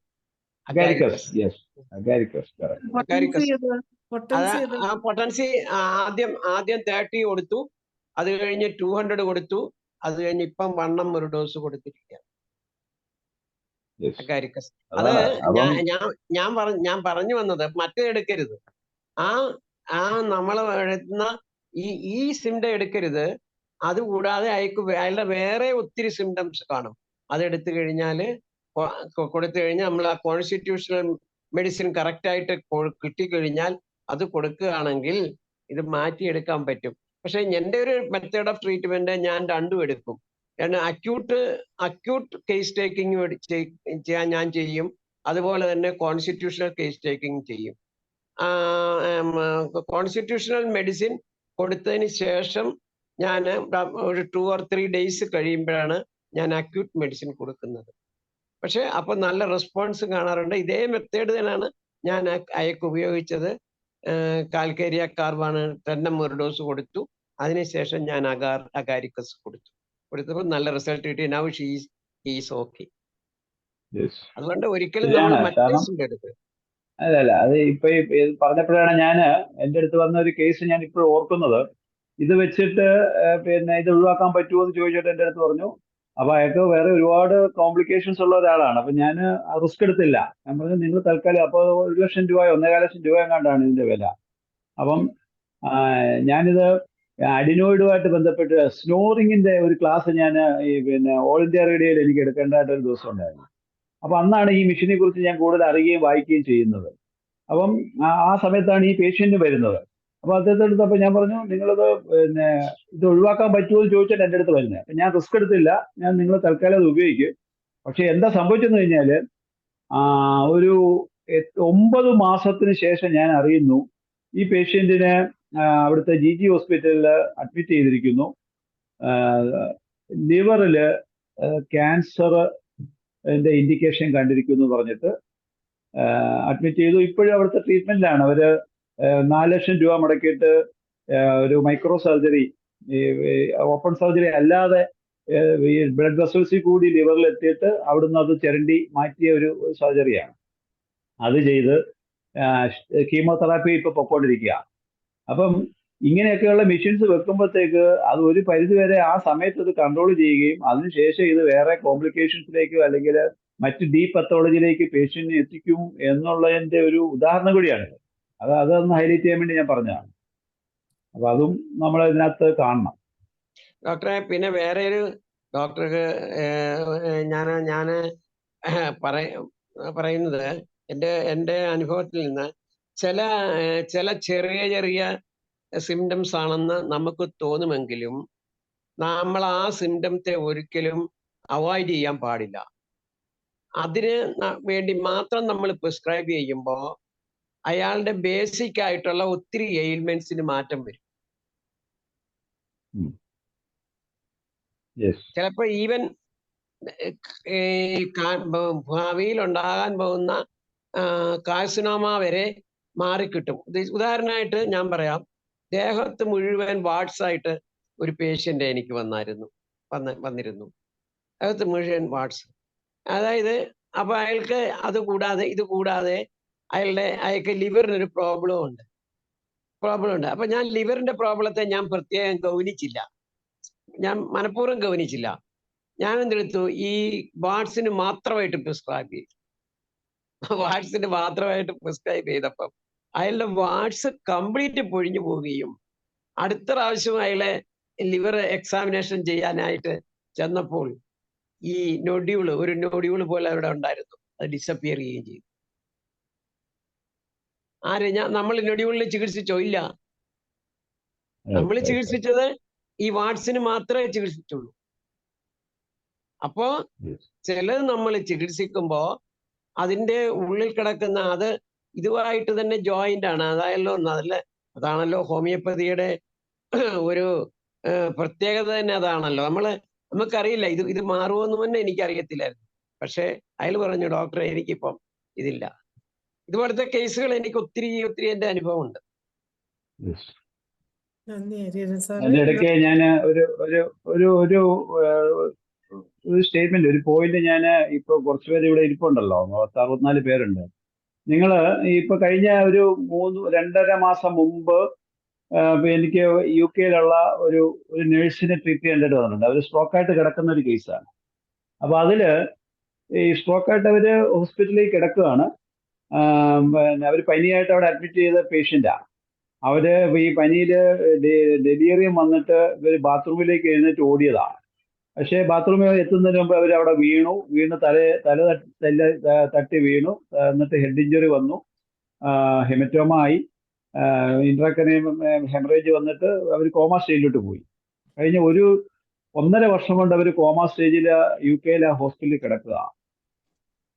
ആ കേസ് ഇവിടെ ഇരുന്ന് ഇപ്പൊ ഞാൻ നമ്മുടെ ഹോമിയോപ്പതി മെഡിസിൻ കൊടുക്കുന്നുണ്ട്. അപ്പം അവര് 1.5 വർഷം കൊണ്ട് അവിടെ കിടക്കുമ്പം അവരൊരു 4 മാസത്തോളം ഫുൾ കോമയിലാണ്. അവർ എഴുന്നേൽക്കുന്നില്ല, അനങ്ങുന്നില്ല, എല്ലാം ത്രൂ ട്യൂബ് ഫീഡിങ് ആണ്. പക്ഷെ ഹാർട്ട്, ലങ്സും കിഡ്നിയൊക്കെ ഫങ്ഷൻ ചെയ്യുന്നുണ്ട്. അവിടെ ഹോസ്പിറ്റലിൽ നിന്നുള്ളവര് എത്ര കാലം കോമായി കിടക്കുമെന്ന് അറിയാൻ പറ്റത്തില്ല. അങ്ങനെ വീട്ടിൽ നിന്ന് ഇവര് കൊട്ടാരക്കരയിലാണ് പേരൻസ്. അവര് ഇവിടുന്ന് പറന്ന് UK ചെല്ലുന്നു ഈ കൊച്ചു മോളെ കാണാനായിട്ട്. അവിടെ ചെന്നിട്ട് ഈ ഫാദർ മോളെ കാരണം കരഞ്ഞ് നെഞ്ചത്തിടി പിന്നെ തട്ടി കരഞ്ഞോണ്ട് വിളിക്കുകയാണ്, മോളേന്ന് വിളിക്കുകയാണ്. മനസ്സിലായി? ഈ വിളി കേട്ട കൊച്ച്, ഈ നേഴ്സ്, കോമയിൽ കിടന്ന കുട്ടി ലേഡി എഴുന്നേക്കുക, കണ്ണു തുറക്കുന്നു, അച്ഛ എന്ന് തിരിച്ചു വിളിക്കുന്നു. മനസ്സിലായില്ലേ? അപ്പൊ ഇവിടെ മെഡിക്കൽ സിസ്റ്റത്തിന് ഒന്നും ചെയ്യാൻ പറ്റാതെ ഇരിക്കുമ്പോഴും ഇങ്ങനെയുള്ള ചില കാര്യങ്ങൾ സംഭവിക്കുമ്പം ഈ സയൻസ് ഒന്നും അല്ല എന്ന് തോന്നിപ്പോകുന്ന ഒരു സാഹചര്യം ഞാൻ പറഞ്ഞു. മനസ്സിലായില്ലേ? ആ ലേഡി ഞാനുമായിട്ട് ഇപ്പൊ കമ്മ്യൂണിക്കേറ്റ് ചെയ്യുന്നത് എങ്ങനെയാ വെച്ചാൽ വാട്സപ്പിൽ കമ്മ്യൂണിക്കേഷൻ ഉണ്ട്. കൈ അനങ്ങില്ല, കാലനങ്ങില്ല, സംസാരിക്കും, മെമ്മറി എല്ലാം തിരിച്ചു കിട്ടി, എഴുന്നേക്കില്ല. പക്ഷെ ഇപ്പൊ ഈ പാരാലിസിസ് ഈ സ്റ്റേജിൽ കിടക്കുന്നവർക്ക് മരുന്നിപ്പോ കൊടുത്തുകൊണ്ടിരിക്കുകയാണ് ഞാൻ. അപ്പൊ ഈ ഞാനുമായിട്ട് കമ്മ്യൂണിക്കേറ്റ് ഞാൻ പറഞ്ഞു വരുന്നത് ഐ ഗെയ്സ് എന്ന് പറയുന്ന ഒരു ഇൻസ്ട്രുമെന്റ് ഇതെല്ലാവരും അറിഞ്ഞിരിക്കണം. നമ്മളെ ഹോമിയോപ്പതിക്കാർ എത്ര പേര് അതിനെക്കുറിച്ച് അവെയർ ആണെന്ന് എനിക്കറിയില്ല. ഐ ഗെയ്സ് നിങ്ങൾ പിന്നെ ഗൂഗിളിൽ സെർച്ച് ചെയ്ത് നോക്കുക. അപ്പൊ നമ്മുടെ ഐറിസ് ആണ് സംസാരിക്കുന്നത്. ഐറിസ് കൊണ്ട് ഈ ഐ ഗെയ്സിൽ എന്ന് പറയുന്ന ഇൻസ്ട്രുമെന്റ്, അതായത് നമ്മുടെ ലാപ്ടോപ്പ് പോലെ ഒരു ഇൻസ്ട്രുമെന്റിനകത്ത് നമ്മൾ ആ കുട്ടി നോക്കുന്നു. എന്നിട്ട് ഈ ഐറിസ് എന്താണോ വിചാരിക്കുന്നത് അത് ഉടനെ തന്നെ ഇത് ടൈപ്പ് ചെയ്ത് മെസ്സേജ് ആയിട്ട് കൺവേ ചെയ്യും. എനിക്ക് വരുന്നതെല്ലാം ഈ മൊബൈലില് ത്രൂ ഐസ്, അതിന് ഐ ഗെയ്സ് എന്നാണ് അതിന്റെ പേര്. അത് നിങ്ങളുടെ അറിവിലേക്ക് ഞാൻ ഒന്ന് പറയുവാണ്, മനസ്സിലായില്ലേ? അത് Nobel prize I guys GAISD. ഇപ്പൊ നോബൽ പ്രൈസ് കഴിഞ്ഞ ഫിസിക്സിൽ നോബൽ പ്രൈസ് കിട്ടിയ ഹാൻഡിക്യാപ്ഡ് ആയിട്ടുള്ള ഒരാള് കഴിഞ്ഞതിന്റെ മുമ്പത്തെ വർഷം നിങ്ങൾ എല്ലാവരും അവെയർ ആയിരിക്കും. അദ്ദേഹത്തിന്റെ പേര് ഞാനിപ്പോ ഓർക്കുന്നില്ല.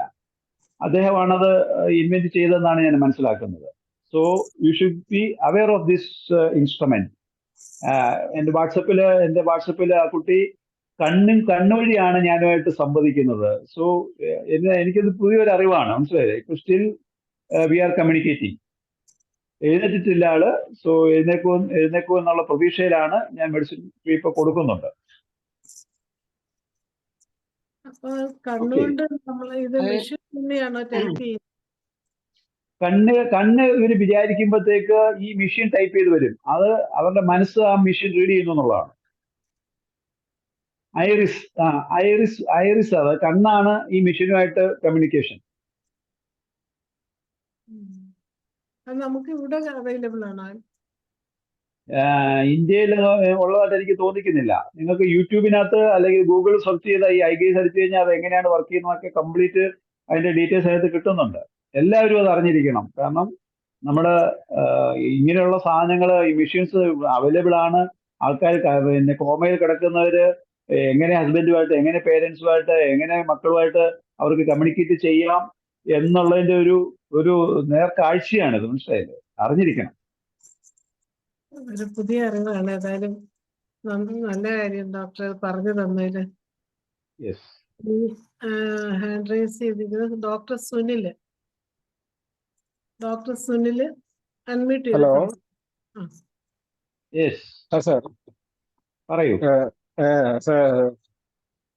പിന്നെ സാർ ഇപ്പൊ പറഞ്ഞ ഇൻസ്ട്രുമെന്റ് എനിക്ക് തോന്നുന്നത് നമ്മുടെ സ്റ്റീഫൻ ഹോക്കിൻസ് ഉപയോഗിച്ചിരുന്നു എന്ന് എനിക്ക് തോന്നുന്നത്. അല്ലെ, സ്റ്റീഫൻ ഹോക്കിൻസ് അല്ലേ? അപ്പൊ അതില് എനിക്ക് തോന്നുന്നത് അതില് ഞാൻ കേട്ടത് അദ്ദേഹം ഐലിഡ്സിന്റെ മൂവ്മെന്റ് വെച്ചിട്ടാണ് കമ്മ്യൂണിക്കേറ്റ് ചെയ്യുന്നതാണ് ഞാൻ കേട്ടത്. ഇപ്പൊ സാറ് ഐറിസ് എന്നാണ് പറഞ്ഞത്. ഐറിസ് ആണ്. അത് ശരി.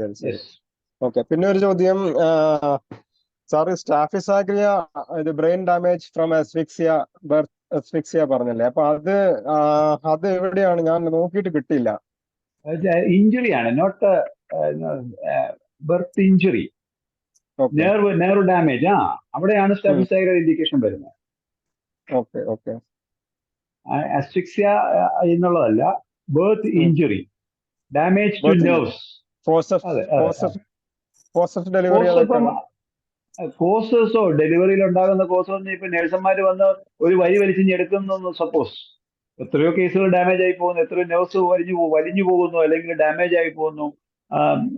അതുപോലെ തന്നെ ഈ construction of the uterus or vulva, അപ്പൊ അവിടെ ഉണ്ടാകുന്ന ആ ഞെരുക്കത്തിൽ തന്നെയും ഈ ഡാമേജുകൾ വരാറുണ്ട്, മനസ്സിലായില്ലേ? അപ്പൊ ആ കറക്റ്റ് ആയിട്ട് പ്രോപ്പർ ഡയലിറ്റേഷൻ ഇല്ലാതെ ഡെലിവറിക്ക് ഫോഴ്സ്ഫുൾ ആയിട്ടുള്ള ഡെലിവറിയിൽ പലപ്പോഴും സംഭവിക്കാറുണ്ട്. അവിടെയാണ് സ്റ്റാഫിസാഗ്രിയ ഇൻഡിക്കേറ്റ് ആയിട്ട് വരുന്നത്. മീൻസ് ഇഞ്ചുറിയിലാണ് അല്ലേ?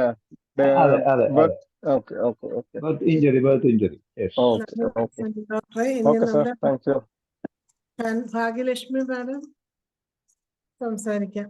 ഭാഗ്യലക്ഷ്മി മാഡം കേൾക്കാമോ? കേൾക്കാം. കേൾക്കാം മാഡം, പറഞ്ഞു. അല്ല, ഡോക്ടറുടെ കേസൊക്കെ കേട്ടോണ്ടിരിക്കുവായിരുന്നു. എല്ലാം നല്ല ഇതേ രീതിയിൽ തന്നെ നമ്മളൊക്കെ പ്രാക്ടീസ് ചെയ്യുന്നത്. ബയോകെമിക്കൊക്കെ യൂസ് ചെയ്യുന്നുണ്ട്. അപ്പൊ അതേപോലെ തന്നെ കേട്ടതിൽ സന്തോഷം. ഞാൻ പിന്നെ മറ്റേ സ്ലീപ്പ് അപ്നിയ പറഞ്ഞതിന് വേണ്ടിയിട്ട് എനിക്കൊരു കേസ് നല്ല റിസൾട്ട് കിട്ടിയിട്ടുള്ളത് ടുറേറെ എന്ന് പറയുന്ന മെഡിസിൻ കൊടുത്തു കഴിഞ്ഞാൽ നമുക്ക് അതിൽ തന്നെ പറയുന്നുണ്ട് threatened paralysis of muscles during sleep എന്ന് പറഞ്ഞാൽ respiration, paralysis of respiration during sleep. എന്നിട്ട് കിടന്ന് അങ്ങ് ഉറങ്ങി കഴിഞ്ഞ് കൊച്ചിരി കഴിയുമ്പോഴത്തേക്ക് ശ്വാസം കിട്ടാതെ ചാടി എഴുന്നേക്കുന്ന കേസസിൽ നമുക്ക് കുറേയേറെ നല്ല എഫക്റ്റീവാണ്. പൊട്ടൻസി ഏതാ 200 കൊടുക്കുന്നേ. റിപ്പീറ്റഡ് ആയിട്ട് കൊടുക്കുമോ? എങ്ങനെയാ? റിപ്പീറ്റഡ് ആയിട്ട് കൊടുക്കാറുണ്ട്. ഡെയിലി ഡോസ് ആയിട്ട്? ഡെയിലി ഡോസ് 3 ടൈംസ് വെച്ച് കൊടുക്കുന്നു. ഒരുപാട് കേസസിൽ നമുക്ക് നല്ല റിലീഫ്. ഇപ്പൊ ഈ പറഞ്ഞതുപോലെ എപ്പോഴും ചാടി എണീക്കുന്നത് നമുക്ക് 1-2 പ്രാവശ്യമൊക്കെ ആയിട്ട് കുറച്ച് പിന്നെ അങ്ങനെ നമുക്ക് അതിനകത്ത് നല്ല റിസൾട്ട് കിട്ടും. ക്യുറേറിന്റെ വേറൊരു നല്ല ഇൻഡിക്കേഷൻ ഞാൻ ഡോക്ടറെ അനുഭവത്തിൽ നിന്ന് പറയാം. ക്യുറേർ എന്താന്ന് വെച്ചാൽ ഈ ഡയബറ്റിക് ന്യൂറോപ്പതി ഇല്ലേ, അതിന് ബെസ്റ്റ് മെഡിസിൻ ആണ് ക്യുറേർ. Law potency. ലോ എന്ന് ഉദ്ദേശിക്കുമ്പോൾ എനിക്ക് തോന്നുന്നത് 6C ആണെന്ന് തോന്നുന്നു. എനിക്ക് തോന്നുന്നു ഞാൻ ഉപയോഗിക്കുന്നത്. ഡയബറ്റിക് ന്യൂറോപ്പതിക്ക് നല്ല മെഡിസിനാണ്, ഞാൻ അതും കൊടുക്കാറുണ്ട്. ക്യുറേർ എന്ന് പറഞ്ഞപ്പോഴാ എനിക്ക് അതിനെപ്പറ്റി ഓർമ്മ വന്നത്. ആണ് ഇതുപോലുള്ള ചെറിയ ചെറിയ ശകലങ്ങളാണ് ഇതിനകത്ത് വരുമ്പോൾ ഉണ്ടാകുന്ന അഡ്വാൻറ്റേജ് എന്ന് പറയുന്നത്. വളരെ ചെറുതെന്ന് തോന്നുന്നെങ്കിലും അത് വളരെ പ്രധാനപ്പെട്ട കാര്യങ്ങളാണ്. ഒരു ലൈഫ് ടൈമിൽ ഒരു പ്രാവശ്യം ഇത് കേൾക്കൂ, പിന്നെ ഇത് കേൾക്കില്ല. അതെ അതെ, വളരെ വിലപ്പെട്ട അറിവുകളാണ് ഇതൊക്കെ. ഇനി ആർക്കെങ്കിലും ഡോക്ടറോട് ചോദ്യങ്ങൾ ചോദിക്കാനുണ്ടെങ്കിൽ ഹാൻഡ് റേസ് ചെയ്യാവുന്നതാണ്. യഹിയ ഡോക്ടർ ഈ ഇൻവാലിഡ് ആയിട്ടുള്ള ഈ കുട്ടികളെ ചികിത്സിക്കുന്നത് വളരെ വളരെ നല്ലൊരു കാര്യമാണ്. എനിക്ക് ഒത്തിരി കുട്ടികളുണ്ട്, അതുകൊണ്ടാണ് ഞാൻ പറഞ്ഞത്. എൻ്റെ ഒരു കുട്ടി എനിക്കിപ്പോൾ അഭിമാനിക്കാവുന്ന രീതിയിൽ അവൻ ക്ലാസ്സിൽ ഫസ്റ്റ് ആണ്. അവൻ ഓട്ടിസം ചൈൽഡാണ്. ഞാൻ 6 വർഷമായിട്ട് ചികിത്സിക്കുന്നു. അവനിപ്പോൾ ആ സ്കൂളിലെ ക്ലാസ്സിൽ ഫസ്റ്റ്, ചില സബ്ജക്ട്സിന് അവൻ ക്ലാസ്സിൽ ഫസ്റ്റ് ആണ്. അമൃതയില് അവര് ഈ മെഡിസിൻ കൊടുത്ത് എപ്പോഴും ഉറക്കം തന്നെ ഉറക്കം, അങ്ങനെ ഒരു സിറ്റുവേഷനിലാണ് അവരെൻ്റെയൊക്കെ കൊണ്ടുവരുന്നത്. തൃക്കുന്നപ്പുഴയിലെ ഒരു ഹോമിയോ ഡോക്ടറാണ് എൻ്റെ ആ കുട്ടിയെ പറഞ്ഞു വിട്ടത്. അമ്മ എൻ്റെ ക്ലിനിക്കിൽ വന്നിന്ന് കരയും, എൻ്റെ മോനെ ഡോക്ടറെ എങ്ങനെ ആക്കിയെന്നും പറഞ്ഞു. നമുക്ക് ആ ഒറ്റ കേസ് മതി, ആ ഒറ്റ കേസ് തന്നെ. പിന്നെ ഇതുപോലെ തന്നെ ഈ പഠിക്കാനായിട്ട് ഇതുപോലെ തന്നെ ലേണിംഗ് ഡിസബിലിറ്റി ഉള്ള കുട്ടികളെ ഉണ്ടല്ലോ, നമുക്ക് 1ാം ക്ലാസ് ആയിട്ട് മാറ്റിയെടുക്കാൻ പറ്റും. ഒത്തിരി അനുഭവങ്ങൾ എനിക്കുണ്ട്. ഞാനതിന് ഇതിന്റെ കൂട്ടത്തിൽ കൊടുക്കുന്ന ഒരു മെഡിസിൻ ഉണ്ട്. ഞാനത് വളരെ മിനിമം ഡോസിൽ ഞാൻ ബ്രഹ്മിയും കൂടെ കൊടുക്കും. മിനിമം ഡോസിൽ ഒരു ഡെയിലി ഒരു 5 ഡ്രോപ്സ്, ഡെയിലി ഒരു 5 ഡ്രോപ്സ് ഇങ്ങനെയുള്ള കുട്ടികൾക്കെല്ലാം ഞാൻ കൊടുക്കും, എല്ലാ കുട്ടികൾക്കും കൊടുക്കും. അതുപോലെ തന്നെ കാലിഫോസ് ഇങ്ങനെയുള്ള കുട്ടികൾക്കെല്ലാം എൻ്റെ ഒരു സപ്പോർട്ടിങ് റെമഡിയാണ്. പിന്നെ അതിൻ്റെ കൂട്ടത്തിൽ ഈ പറഞ്ഞ ഒരു കുട്ടിക്ക് ഈ ടാരൻറ്റുലയാണ് കൊടുത്ത് റെസ്പോൺസ് കിട്ടിയിരിക്കുന്നത്. പക്ഷെ അത് ഒരു പ്രത്യേകത ഡോക്ടർ പറഞ്ഞ ശരിയാണ്. അതായത് ഇപ്പൊ തന്നെ ഈ ടാരൻറ്റുല കൊടുത്ത ഇന്ന് ആ പയ്യൻ വന്നിരുന്നു, നല്ല ഇമ്പ്രൂവ്മെന്റ് ആയിട്ടിരിക്കുക. അപ്പോഴാ അവന് ഒരു ചുമ വിമ്മിഷ്ടമൊക്കെ ഉണ്ടായി. അവരുടൻ തന്നെ എന്താ ചെയ്തേ, അടുത്തുള്ള ഒരു അലോപ്പതി ആശുപത്രി കൊണ്ട്. ഞാൻ ചോദിച്ചു, നിങ്ങൾ എന്തിനാ അങ്ങനെ ചെയ്തത്? അങ്ങനെ ചെയ്യരുത്, ഇനിയിപ്പോ അങ്ങനെ ഉണ്ടെങ്കിൽ എൻ്റെ കയ്യിലേക്ക് തന്നെ കൊണ്ടുവരണം. ഇല്ല, ഞാൻ സാറിനെ കുറ്റം പറയത്തുള്ളൂ. സാറ് ഫസ്റ്റ് എയ്ഡ് മെഡിസിൻ കൊടുക്കാഞ്ഞോണ്ടല്ലേ, പ്രിവെന്റീവ് കൊടുക്കാഞ്ഞോണ്ടല്ലേ? ഡോക്ടറെ അതൊക്കെ എനിക്കറിയാം. ഡോക്ടർ പറയുന്നതിന് മുമ്പ് തന്നെ ഞാനത് കൊടുക്കാറുണ്ട്, എല്ലാം ഞാൻ കൊടുക്കുന്നുണ്ട്. പക്ഷെ എന്ത് പറഞ്ഞാലും നമ്മള് ഈ കൊടുത്തു വിട്ടാൽ പോലും ഇപ്പൊ ടെമ്പറേച്ചർ ഹൈ ആയി കഴിഞ്ഞാൽ കൊണ്ടോടും. കൊണ്ടോടും ഡോക്ടറെ. അത് അവരുടെ ഒരു അത് പ്രത്യേകതയാണ്. അത് ബ്ലോക്ക് ചെയ്യാൻ അങ്ങനെ നമ്മളെ കൊണ്ട് കൂട്ടിക്കൊണ്ടുപോകണം. പറ്റുന്നില്ലെങ്കിൽ പ്രയാസമാണ്. അത് അത് ബ്ലോക്ക് ചെയ്യാൻ അത് നമ്മളെ കൊണ്ട് പറ്റണം. അത് അപ്പൊ അവര് പറയുന്ന ഇത് ഈ ഒരു വീട്ടില് ഇപ്പൊ ഒരു പനിയായിട്ട് ഇങ്ങനൊരു കുട്ടിക്ക് പനിയായിട്ട് വന്നു കഴിഞ്ഞാൽ ഉണ്ടല്ലോ, അച്ഛനും അമ്മയും ചിലപ്പം മാത്രം ചിലപ്പോ അമ്മ മതി, എനിക്ക് ഈ ഡോക്ടർ എന്ന മരുന്നുണ്ട് ഇത് മാത്രം കൊടുത്താൽ മതി. അപ്പോഴായിരിക്കും അവന്റെ ചേട്ടനോ അവന്റെ അമ്മാവനോ ഒക്കെ പറയുന്നത് ഇങ്ങനെ വെച്ചോണ്ടിരിക്കാതെ പെട്ടെന്ന് തന്നെ ആശുപത്രി കൊണ്ടുപോകും. അങ്ങനെയൊക്കെയാണ് ഇത് കൊണ്ടുപോകുന്നത്. അവർക്ക് വിശ്വാസം ഉണ്ടായിരിക്കും. പക്ഷെ ഈ അയലക്കക്കാരെ സമ്മതിക്കാത്തത്. ഇല്ല, ഇതൊക്കെ ഇതിന്റെ കൂട്ടത്തിലുള്ള ഇതെല്ലാം ഇതിന്റെ കൂട്ടത്തിലുള്ളതാ ഡോക്ടറെ. അത് കഴിഞ്ഞ് പിന്നെ നമ്മൾ മാനേജ് ചെയ്യും. നമ്മൾ വളരെ കമാൻഡിങ് ആണ് ഇങ്ങനെയുള്ള കണ്ടീഷൻസിൽ. നമ്മൾ വളരെ കമാൻഡിങ് ആവുകയും അപ്പർ ഹാൻഡ് എടുക്കുകയും ചെയ്യണം. ആ രീതിയിലേക്ക് നമ്മൾ വളർന്നാൽ ഇവരാരും ഒന്നും കൊണ്ടുപോകില്ല. അപ്പം അത് നമ്മുടെ ഒരു വീക്ക്നെസ്. നമ്മളും ഈ പറഞ്ഞല്ലോ, നമ്മുടെ ഒരു കോൺഫിഡൻസ് ഇല്ലായ്മ ഇതിനകത്തുണ്ടല്ലോ. പലപ്പോഴും നമ്മൾ അല്പം അതായത് നമ്മളൊന്ന് വളഞ്ഞു കഴിഞ്ഞാൽ ഓടിക്കുമെന്ന് പറഞ്ഞ പോലെ നമ്മൾ ചെറുതായിട്ടൊന്ന് അനുവദിച്ചു കൊടുത്തു കഴിഞ്ഞാൽ പിന്നെ ഇവര് ഇത് തന്നെ തുടരുമല്ലോ. ഇല്ല, എല്ലാ പേരൻസും കൊണ്ടുപോകത്തില്ല ഡോക്ടറെ. എല്ലാ പേരൻസും കൊണ്ടുപോകത്തില്ല. ചില അപൂർവം ആൾക്കാർ മാത്രമേ കൊണ്ടുപോകുള്ളൂ. അതിന് കാരണമുണ്ട്. എന്താന്ന് വെച്ച് കഴിഞ്ഞാല് ഇവര് ഈ കുട്ടിയെ കൊണ്ട് ഒത്തിരി സഫർ ചെയ്തിരിക്കുന്നു. അവരിൽ ഉണ്ടാകുന്ന മാനസികമായ ആഘാതം വളരെ കൂടുതലാണ്. അപ്പൊ അങ്ങനെ ഇരിക്കുന്ന സന്ദർഭങ്ങളിലാണ് ഇങ്ങനെ പെട്ടെന്നൊരു വയറ്റിളക്കവും ഛർദിയും കൂടെ വരുന്നു. അപ്പൊ അവര് കുറെ ദൂരെ ആയിരിക്കും എന്ന് കണ്ടോണം. നമ്മള് എത്രയോ ദൂരെയാ, അവരും എത്രയോ ദൂരെ എന്നാ വരുന്നത്, വളരെ ദൂരെ നിന്നാണ്. അപ്പൊ അങ്ങനെ വരുമ്പോഴത്തേക്ക് അവർക്ക് വേറെ ഓൾട്ടർനേറ്റീവ് ഇല്ല. രാത്രിയിൽ വയറ്റിളക്കവും ഛർദിയും വന്നു. അപ്പൊ അവരടുത്ത ഹോസ്പിറ്റലിൽ കൊണ്ടുപോകുന്നവരെ ഞാൻ ഒരിക്കലും കുറ്റം പറയത്തില്ല. ഞാൻ പറയാം, അങ്ങനെ ഉണ്ടെങ്കിൽ എമർജൻസി വന്നാൽ നിങ്ങൾ കൊണ്ടുപോയിക്കോളും, അത് കഴിഞ്ഞിട്ട് പിറ്റേ ദിവസം നിങ്ങൾ എന്ന് പറയും. ഡോക്ടർ, ഒരു സംശയം ചോദിച്ചോട്ടെ. ഈ സൈലീഷ്യ വണ്ണം വൈറ്റമിൻ ഡി ഡെഫിഷ്യൻസിക്ക് അങ്ങനെയൊക്കെ ഉണ്ടെങ്കിൽ കൊടുക്കാന്ന് പറഞ്ഞു. ഈ വൈറ്റമിൻ ഡി ഡെഫിഷ്യൻസിക്ക് നമ്മള് മറ്റും ഇത് കൊടുക്കേണ്ട ആവശ്യമുണ്ടോ, അതോ നമ്മുടെ മെഡിസിൻ കൊണ്ട് മാത്രം മതിയോ? ഇല്ല, എനിക്ക് ഏറ്റവും കൂടുതൽ റിസൾട്ട് ഞാൻ കൽക്കേരിയ ഫോസ് 3x ആണ് കൊടുക്കുന്നത്. കൽക്കേരിയ ഫോസ് 3x എഴുതി വെച്ചോ. കാരണം ബ്ലഡ് ടെസ്റ്റ് ഞാൻ ഓരോ 10 ദിവസം കൂടുമ്പോഴും ബ്ലഡ് ടെസ്റ്റ് ചെയ്തിട്ട് കൽക്കേരിയ ഫോസ് 3x കൊടുത്തിട്ട് 1 മാസം കൊണ്ട് വൈറ്റമിൻ ഡി 20ക്ക് മുകളിലായി. 6ൽ കിടന്നതാണ് അത്. അപ്പൊ ഞാൻ എന്റെ പ്രിസ്ക്രിപ്ഷൻ ഞാൻ 6x അല്ല ഞാൻ ഉപയോഗിച്ചിട്ടേ ഇല്ല എന്റെ ലൈഫ് ടൈമില്. പക്ഷെ ഞാൻ 6x കൊടുത്തിട്ട് എനിക്ക് റിസൾട്ട് കിട്ടാഞ്ഞോണ്ട് എവിടെയോ കേട്ടതാണ് 3x ഉപയോഗിക്കാനായിട്ട്. എനിക്ക് തോന്നുന്നു നമ്മുടെ ഫോറത്തിൽ തന്നെ ആരോ പറഞ്ഞാന്ന് എനിക്ക് തോന്നുന്നത്. എനിവേ ഞാൻ 3x മാറി.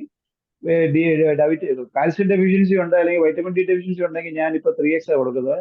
നിങ്ങൾക്ക് ബ്ലഡ് ടെസ്റ്റ് ചെയ്ത് ഈ റിസൾട്ട് നിങ്ങൾക്ക് 100% ഉറപ്പിക്കാം. ശൈലിഷയുടെ എനിക്ക് അറിയത്തില്ല. ഞാൻ ഇപ്പം ചെയ്തുകൊണ്ടിരിക്കുന്ന എന്റെ ഒരു രീതി ഇതാണ്. അത് ശൈലിഷയുടെ അനുഭവം മറ്റാർക്കെങ്കിലും ഉണ്ടെങ്കിൽ പറയാം.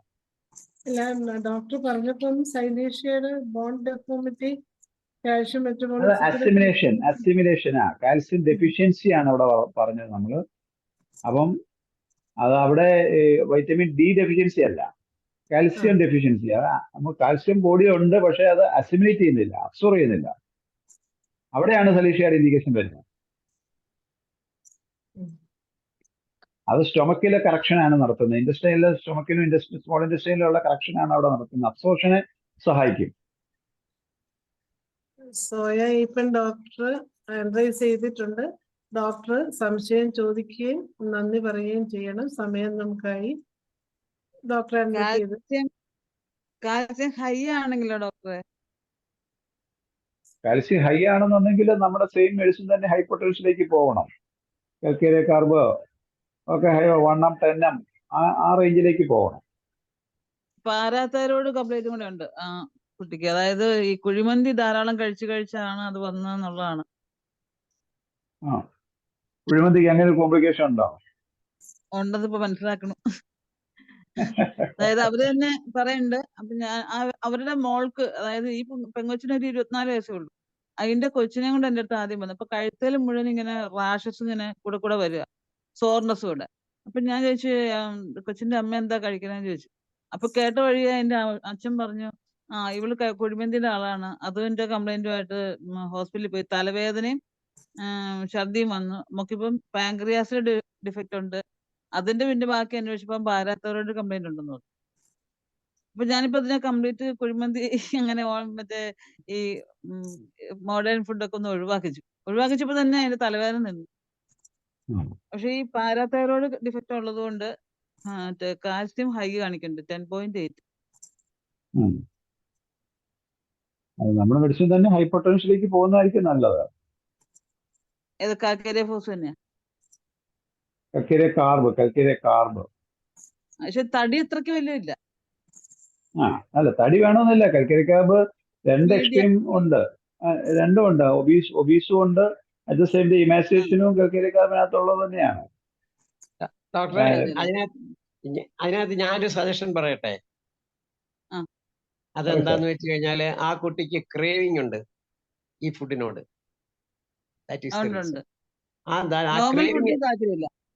ആ ക്രേവിങ്ങിന് ഫുഡ് കൊടുക്കണം. It may be പൾസാറ്റില്ല.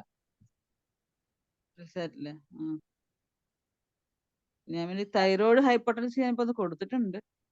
Whatever doctor എന്തും ആയിക്കോട്ടെ, ഞാൻ ആ ക്രേവിങ് ആ ക്രേവിങ് കൊണ്ടാണ് ആ കുഴിമന്തിയാണ് തന്നെയാണ് ഈ കുട്ടിക്ക് ക്രേവിങ് വന്നിരിക്കുന്നത്. അത് മിക്കവാറും പൾസാറ്റില കൊണ്ട് ഈ പാരാതൈറോയിഡും ഒക്കെ ഭേദമാകും. അത് പക്ഷെ മറ്റ് സിംറ്റം കൂടെ എടുത്തു കഴിഞ്ഞിട്ട് ഇതിന്റെ കോൺസ്റ്റിറ്റ്യൂഷനും ആറ്റിറ്റ്യൂഡും ഡിസയറും അവേർഷനും ഇതെല്ലാം കൂടെ എടുക്കുക.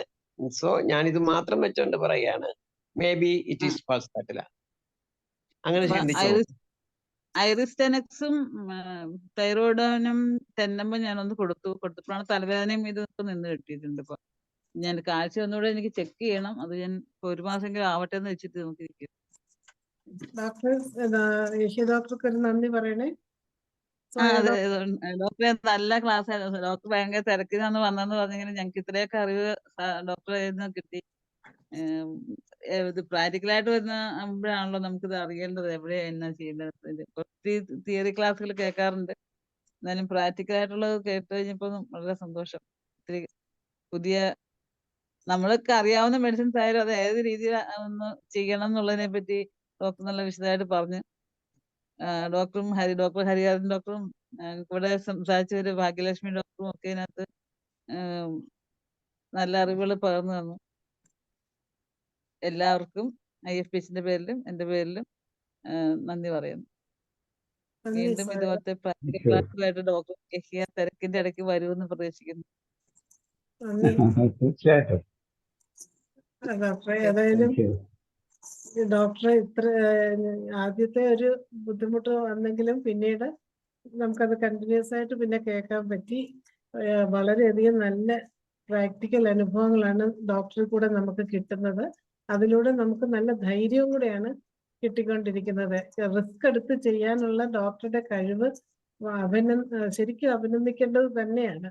ഇനിയും ഇതുപോലെ ഡോക്ടറുടെ കേസുകൾ ഞങ്ങൾക്ക് വന്ന് പറഞ്ഞു തരണം. നമ്മുടെ ഇന്നത്തെ ഈ സൂം വെബിനാറിൽ ഡോക്ടർക്ക് എൻ്റെ ഒരു പ്രത്യേക നന്ദിയും കൂടെ അറിയിക്കുകയാണ്. ഈ ചർച്ചയിൽ എല്ലാവർക്കും നന്ദി അറിയിക്കുന്നു. ഒരു കാര്യം പറയാനുണ്ട് ഡോക്ടറെ, ഒരു കാര്യം പറയാറുണ്ട്. ക്യുറേറിന്റെ ഒരു ഇത് എനിക്ക് ഒരു റിസൾട്ട് കൂടെ ഉണ്ട്. നമ്മുടെ ചെവിയുടെ പിന്നായുടെ താഴെ ലോബില്ലേ, ലോബ് പെട്ടെന്ന് വീർത്ത് വരിക, വേറെ ഒരു ലക്ഷണം കാണിക്കില്ല, ലോബ് മാത്രം വീർത്ത് വരിക. അങ്ങനെ ഒരു കണ്ടീഷനിൽ ഞാൻ ക്യുറേറി കൊടുത്തിട്ട് എനിക്ക് നല്ല എഫക്ട് കിട്ടിയിട്ടുണ്ട്. ഒരു പ്രാവശ്യം അല്ല, പല പ്രാവശ്യം കിട്ടുന്നു. ഇതാണ് റയർ പിക്യുലിയർ അൺകോമൺ. അത് വെച്ചോണ്ട് വേറെ രോഗം പോവും, ചിലപ്പോൾ. ഓരോരുത്തരും നല്ല വിലപ്പെട്ട അനുഭവങ്ങളാണ് തന്നത്. മൊബൈൽ ഫോൺ ഇറങ്ങിയ കാലത്ത് മൊബൈൽ ഫോൺ ഉപയോഗിച്ചതിൽ നിന്നാണ് ആ ആൾക്കത് വന്നതെന്നാണ് അവര് പറയുന്നത്. അത് ശരി, അതുകൊണ്ടാ വന്നതല്ലേ. കുറേയേറെ കൊടുത്തപ്പോ നല്ല എഫക്ട് കിട്ടി.